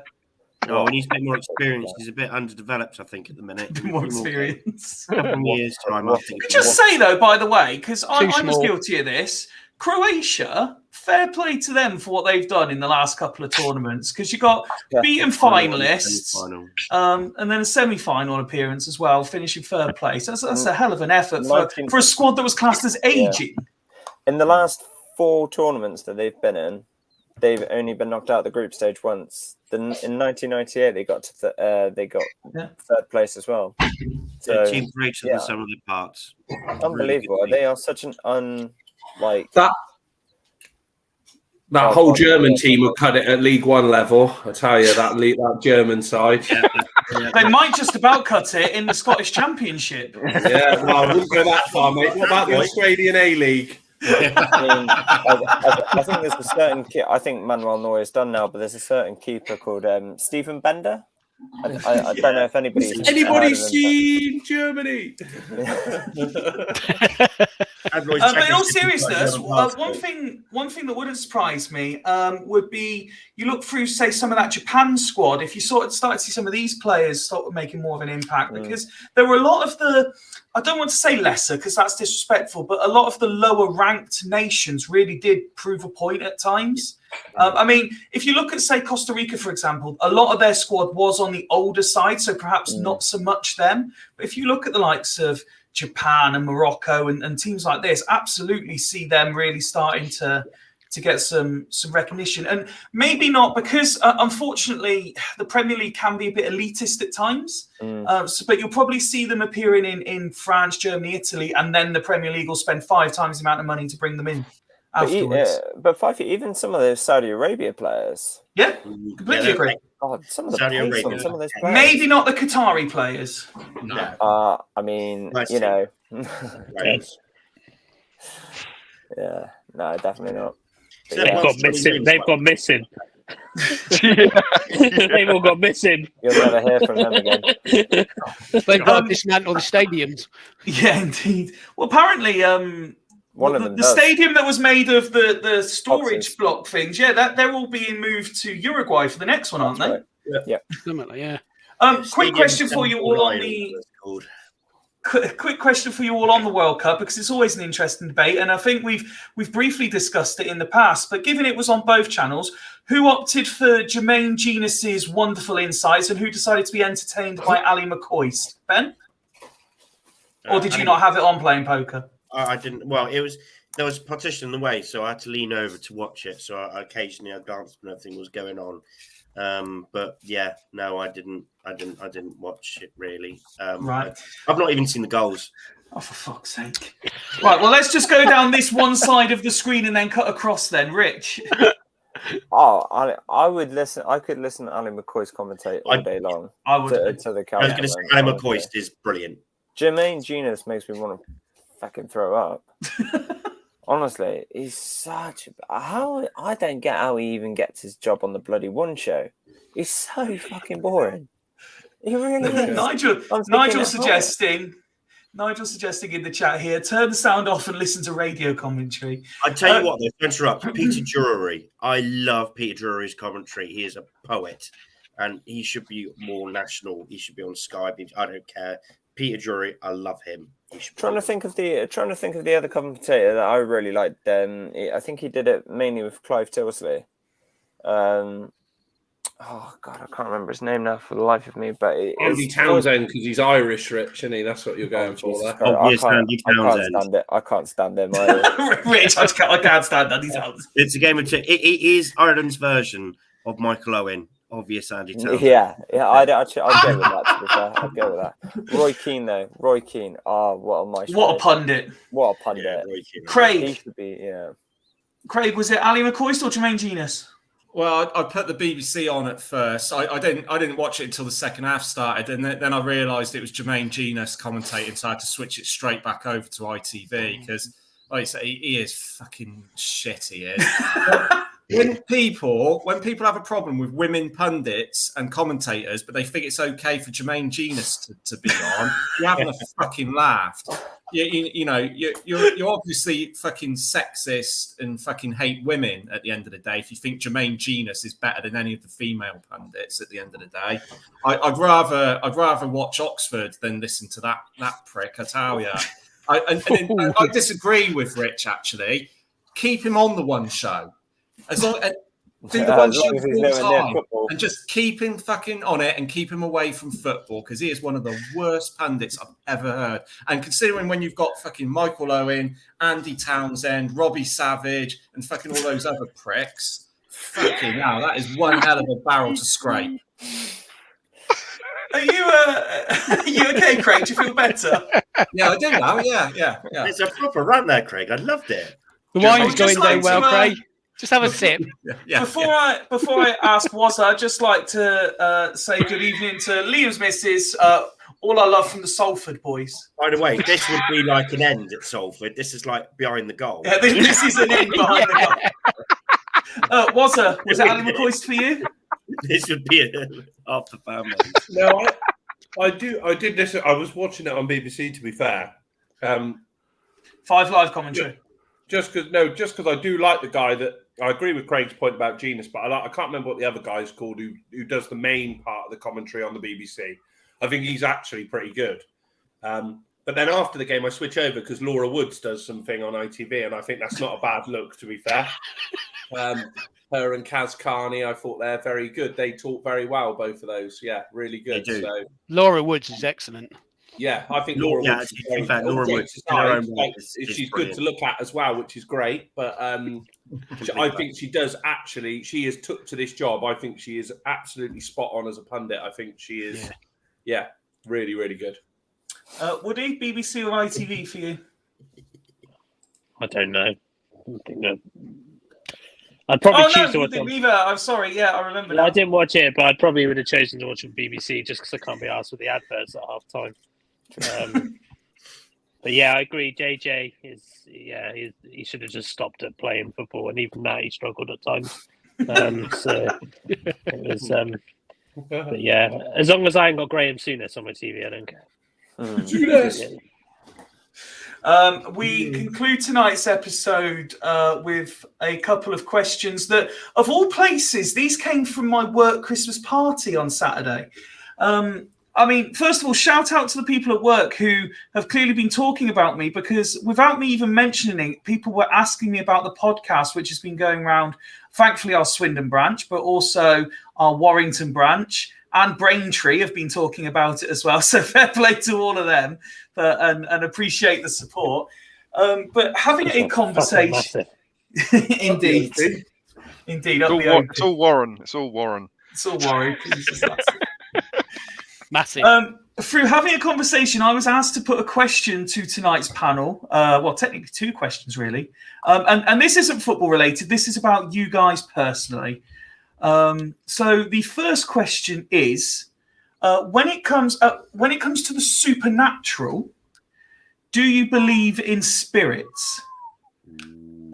This came from a conversation regarding like Ouija boards and the floating tables and stuff, and people sensing things touching their shoulders were in their dark rooms. So do you believe that there are spirits amongst us? Let's go in the order you appear on the screen. So Ben, do you believe there is something out there, and can we make contact with these beings?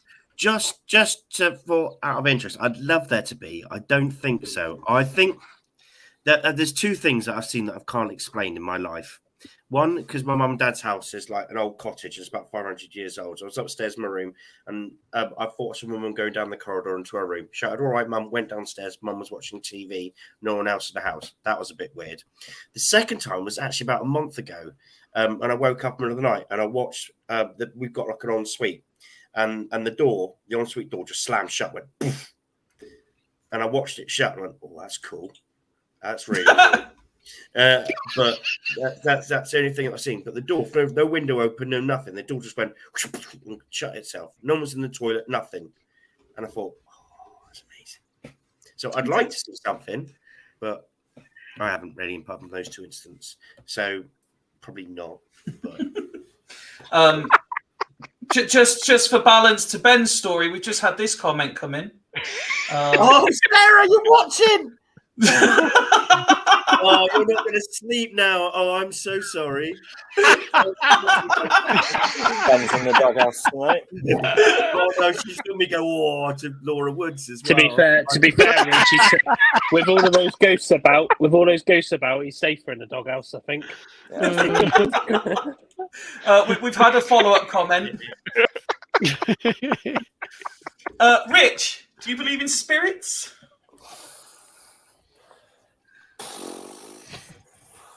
No, not really. No. I don't know. I've never. You are allowed to say no. It's fine. I've never really thought about it, mate. Oh, you have a good think, and we'll come back to you. No, You've got about 5 minutes to decide. Probably not. No, I don't. Craig? I don't know, mate. I mean, that's quite a question to ask someone who's drank a bottle of wine already. He's got a few spirits, but they're in his cupboard. I mean, I guess it depends if something's happened to you personally. Nothing like that's ever happened to me personally, so it's difficult for me to say. But I don't feel sort of strongly about it either way. But I've heard stories from people who I know personally who've said things have happened to them. So I'd have no reason to disbelieve them. But it would be, I guess, if you believe in that thing. I kind of believe there might be something after you die. So it'd be nice to think that there is, when you go into the ground, that there is more to your life, that, you live on in some sort of way. You don't just stop. Yeah. Sorry? You don't just stop. Yeah, like that. So I guess it'd be nice, and if I came back, I as I'm older than all of you, I'd come back and haunt you all. So, thanks, mate. I'd enjoy it as well. So... Especially Wazza, as he's pointed out, I'm a lot older than him, so I'll come back and haunt him and Al. I'll even turn up at Save on Tyres and just push the tyres everywhere. Oh no, it fucking is now. Sorry. I'm not there yet, mate. Well, to be fair, mate, if that sort of stuff does happen, then knowing my luck, I'd be reincarnated as myself. So, Nick, are you a believer in spirits walking amongst us?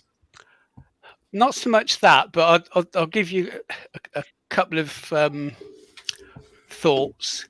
Okay. When I had my heart attack, I went into hospital on 25th of April. My operation was yes, Craig. My operation was postponed twice, and I actually had my triple heart bypass on May the 10th, which was the date my mum was born. And to me, that meant she was looking down on me, looking after me while I was under the op. And that might sound stupid to some people, but that's what I believed. No, it's not stupid. The other thing I do, and this is another strange one, think having had a couple of dogs, and our oldest one, unfortunately, we had to have put down. But he was definitely a human in a former life, because he was just not just an animal, not just a dog. He had so many human traits that I'm convinced after you he was humping your leg, that kind of thing. Well, no, we had a tortoise that did that. I believe you come back as an animal. Okay, Ned. This is by the way, I'm expecting whatever next comes out of your mouth to either be like nothing or insanely entertaining. Or a whole paragraph. I haven't had any experience myself, but there's a lot of mediums who put forward a strong argument. I mean, some of them are rubbish, but some of them, they provide information that could possibly not be found anywhere else apart from asking the person themselves. But I want to have an experience, and basically like what Nick said a moment ago, it gives me strength to think that someone might be looking down. So I've got to hope and believe. Before I come to Woody and Wazza, actually, just picking up on what Ned said there, have any of you done like a psychic or a seance, anything like that? Or would anyone like to that hasn't? I've done a seance a long time ago, and I tell my kids to keep away from it because it was a family thing, and the glass moved around the cards, and my cousin was there, and it spelled out her mother's name. Now, there was nobody in the family that would have done that, been that mean to do that. You might spell out something stupid, but to actually go from card to card and spell out her mother's name, who was dead, her mother's name, and that was freaky. And my kids had talked about it. I said, no, don't do it. Keep away from it. Woody, spirits? Of course they're real. Have you not seen the documentary Ghostbusters? I mean, come on. You've all seen the documentary Ghostbusters, right? I've seen the oldest version of it. I've not seen any of the more modern remakes. Yeah. They keep remaking them because things keep happening. Of course it's real. Do I? Oh no! In all seriousness, I do believe there is a presence of some sort. I can't say that anything's ever happened. I kind of agree with Nick and Ned. I kind of agree with them that it'd be nice for some, to have that feeling that someone's looking down on you type thing. If you are looking down on me, mum, fucking do something already. But yeah, I think it is. My other half is very much into that kind of all the spiritual evenings and stuff like that. She does a lot of that, and I often take the piss when she comes home and she's like, "Oh, the medium did this, and there's no way they could have known it was my nan," and all this kind of shit. And I was like, constantly trying to find arguments as to why it could be, and I'm actually running out. I'm running out of arguments where it can't be. So it does kind of make you think, oh, actually. And often it's the ones that don't charge are normally the ones that are really good. So you kind of think, I don't know. So sometimes I feel like there is. I do try to wind up, obviously, the other half. I do agree with Nick. I think we do. Something happens to us when we die. But I can't say I've witnessed anything. So what I'm establishing so far, just before I come to Wazza, is I quite like the idea of trying this sort of stuff out, but I'm guessing a Fool's Rush Sidekicks isn't on the cards for next year, judging by the reactions thus far.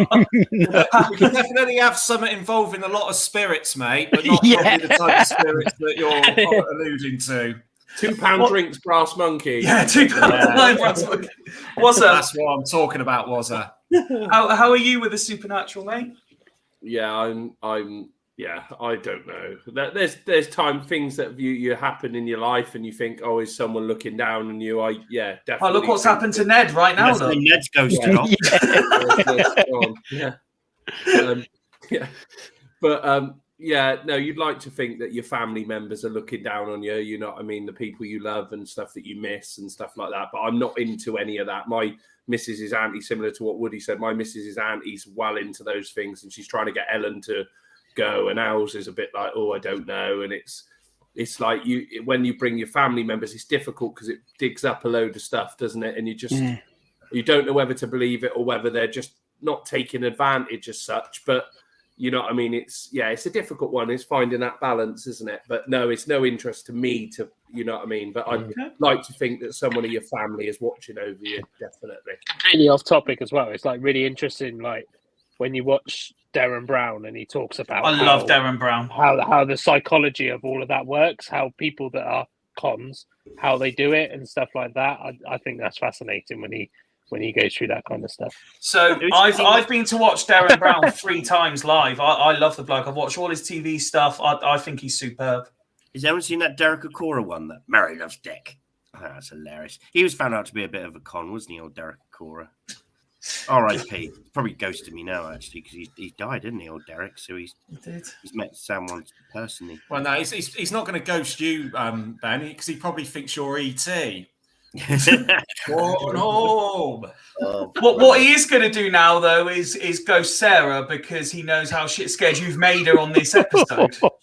She will not sleep now. The reason why I didn't tell her at the time is because she'd be like, she will not sleep. She gets super paranoid with that sort of thing.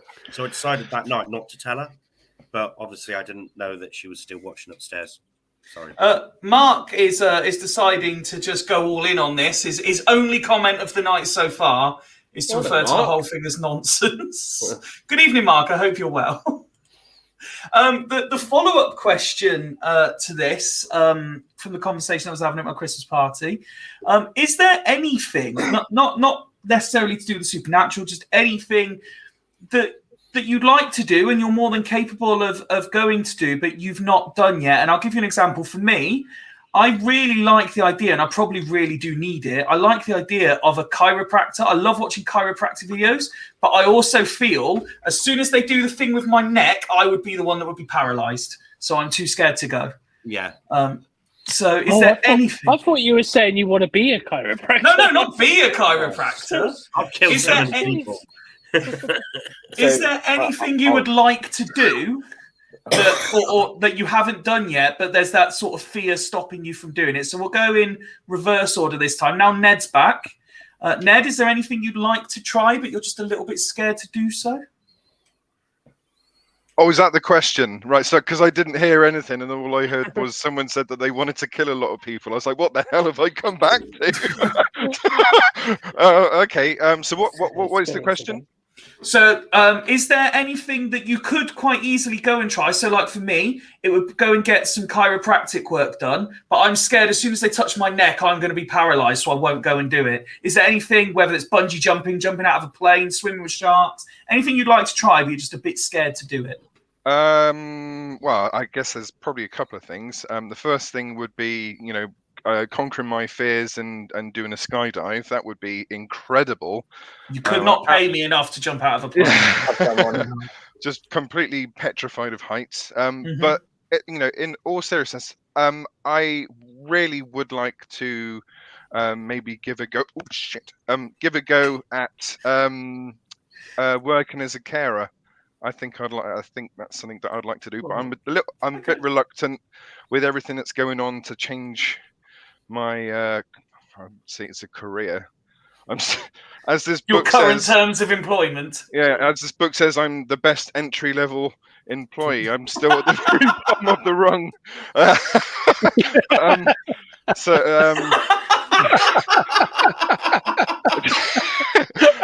I'm just not sure.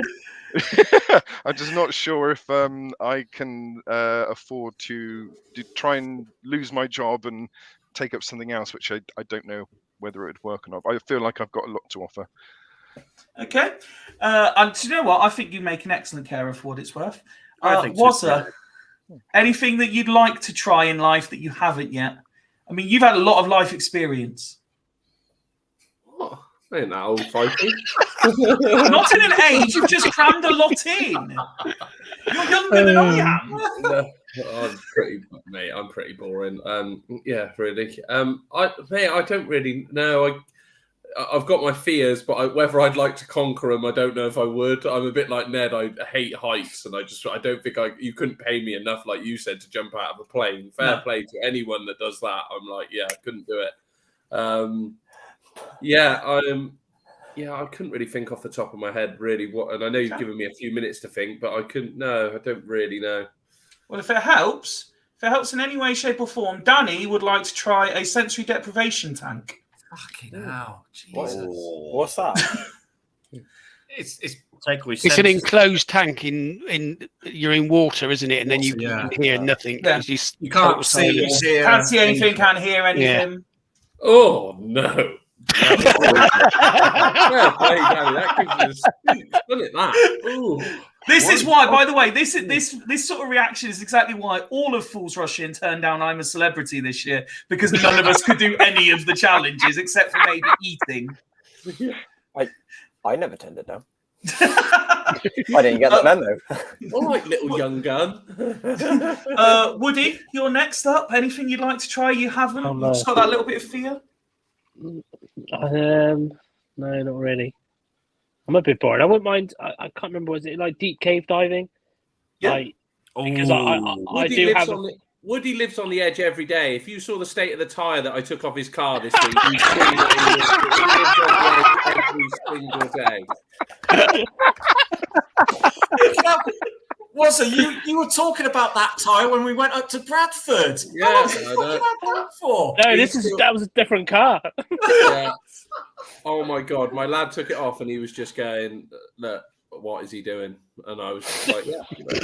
He told me it was bad. Yeah. I need to get my tyre. Sorry. In my defense, like somebody looked over it 4 months ago and said it was fine, so I'm blaming them. Was this the marshmallow mobile?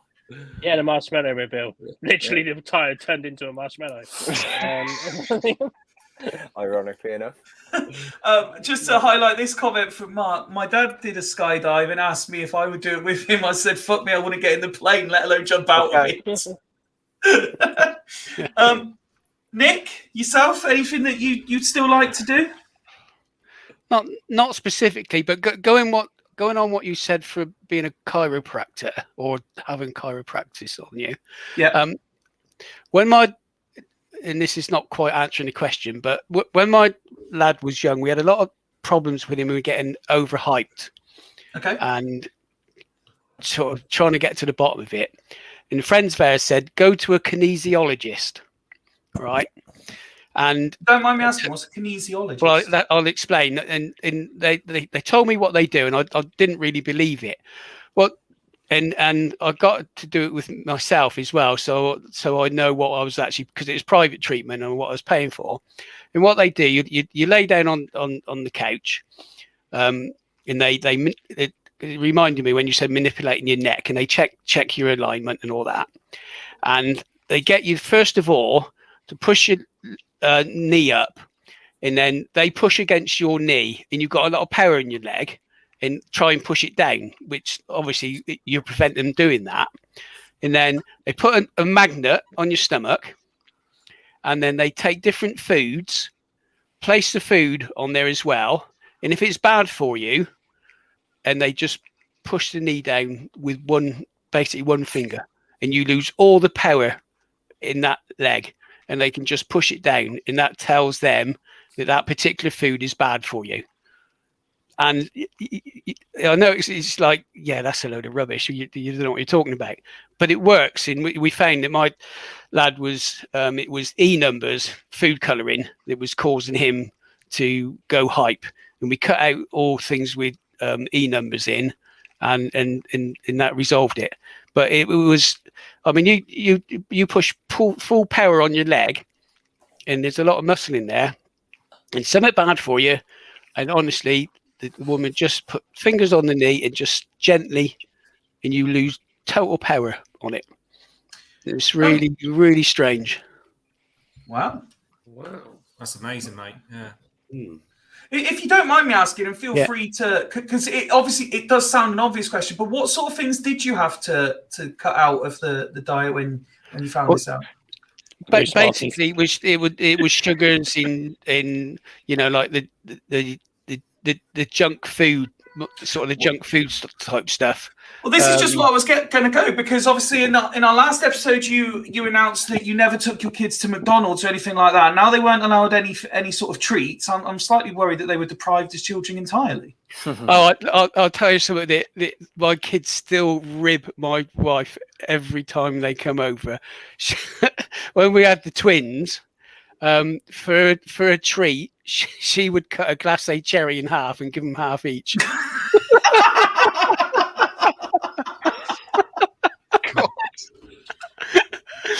And they've never got over that. They've never forgiven her for that. Is it too late to ring Childline? Well, thankfully, it didn't exist then. Oh dear me! Let's move over to Craig then. Anything that's on your bucket list of sorts, but maybe there's just that something in your brain holding you back. Well, I mean, I am like a few of the others. I am scared of heights, and I'm petrified of flying. In fact, I haven't had a flight for about 10 years. I think not because I'm scared, but just because we haven't been in the position to go abroad for a while with the kids. But it was funny actually, because the first flight me and Vicky had before we had kids together was a 4-hour flight, and she said I ruined it because I didn't talk to her for the 4-hour flight. I just had my headphones on, retreated into, and she's like, "Oh, look at that mountain over there," as we're going over Spain and everything. I'm like, I don't give a shit about the mountains. Get home. And she said, "Yeah, but if the plane crashes, at least we die together." I was like, "I don't want to fucking die, whether it's with you or not." But again, I don't think I have it in me to go and do a skydive, because they say that helps cure your fear of flying, but I can't see it. One thing I do want to do that is on my bucket list, and you're all going to laugh, but I would love to do that white collar boxing. I'd really love to give that a go. A friend of mine did it a few years ago, and you raise a lot of money for charity. Obviously, it helps you get super fit and stuff like that. The only problem is with my schnoz here, you only have to take a little knock and fucking claret's everywhere. So I probably wouldn't be the best candidate for boxing. And all the claret is probably wine that I drink anyway. So you just store it in your nose. Yeah, but yeah, no. So I would really love to do the white collar boxing. That's something on my bucket list. Okay, Rich. There's not an awful lot that I haven't done. I'll be really honest. Bastard! I've done a skydive. I've done scuba diving. Fucking Mr. Rich over there. I've done everything. But that's something I'm not. Rich, are the 50s too big for your wallet? Are your diamond shoes too tight as well? At least you can't say that Fools Rush In don't cater for everyone. You've got the average Joe on the street, and then you've got the elitists that can do everything at the age of 22. I'm not 22, by the way. No, I know. You're slightly older. I wish I was 22 still. But, no. I would have took that. I would have took that comment from Nick, no problem at all. You know what I mean? But you at the age of 20, that's just brilliant, Rich. That is just brilliant. No, genuinely, there's not a lot I haven't done. What have I not done that I've wanted to do? I'll tell you, because I've been to a chiropractor because I injured my neck a couple of years ago. And I loved that. We're doing some rich stuff. Skiing. No, I wasn't. But into my neck doing rich stuff. But yeah, no, the clicking in the neck, I just found that so therapeutic. I'll tell you one thing. I was trying to remember the name of what it was called. Wrestling a bear? It's the no. That is how I injured my neck, though. Not wrestling a bear, but Did you go hunting for poor people?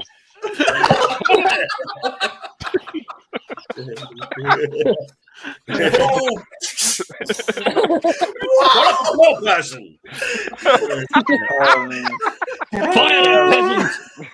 Fire that peasant! No, not the bird, Gerald! Yeah. Everyone else he went with was hunting pheasant. one thing I would like to do, though, oh Jesus Christ! One thing I would like to do is cryotherapy. So you go in that chamber minus 100 degrees. Oh, okay, yeah.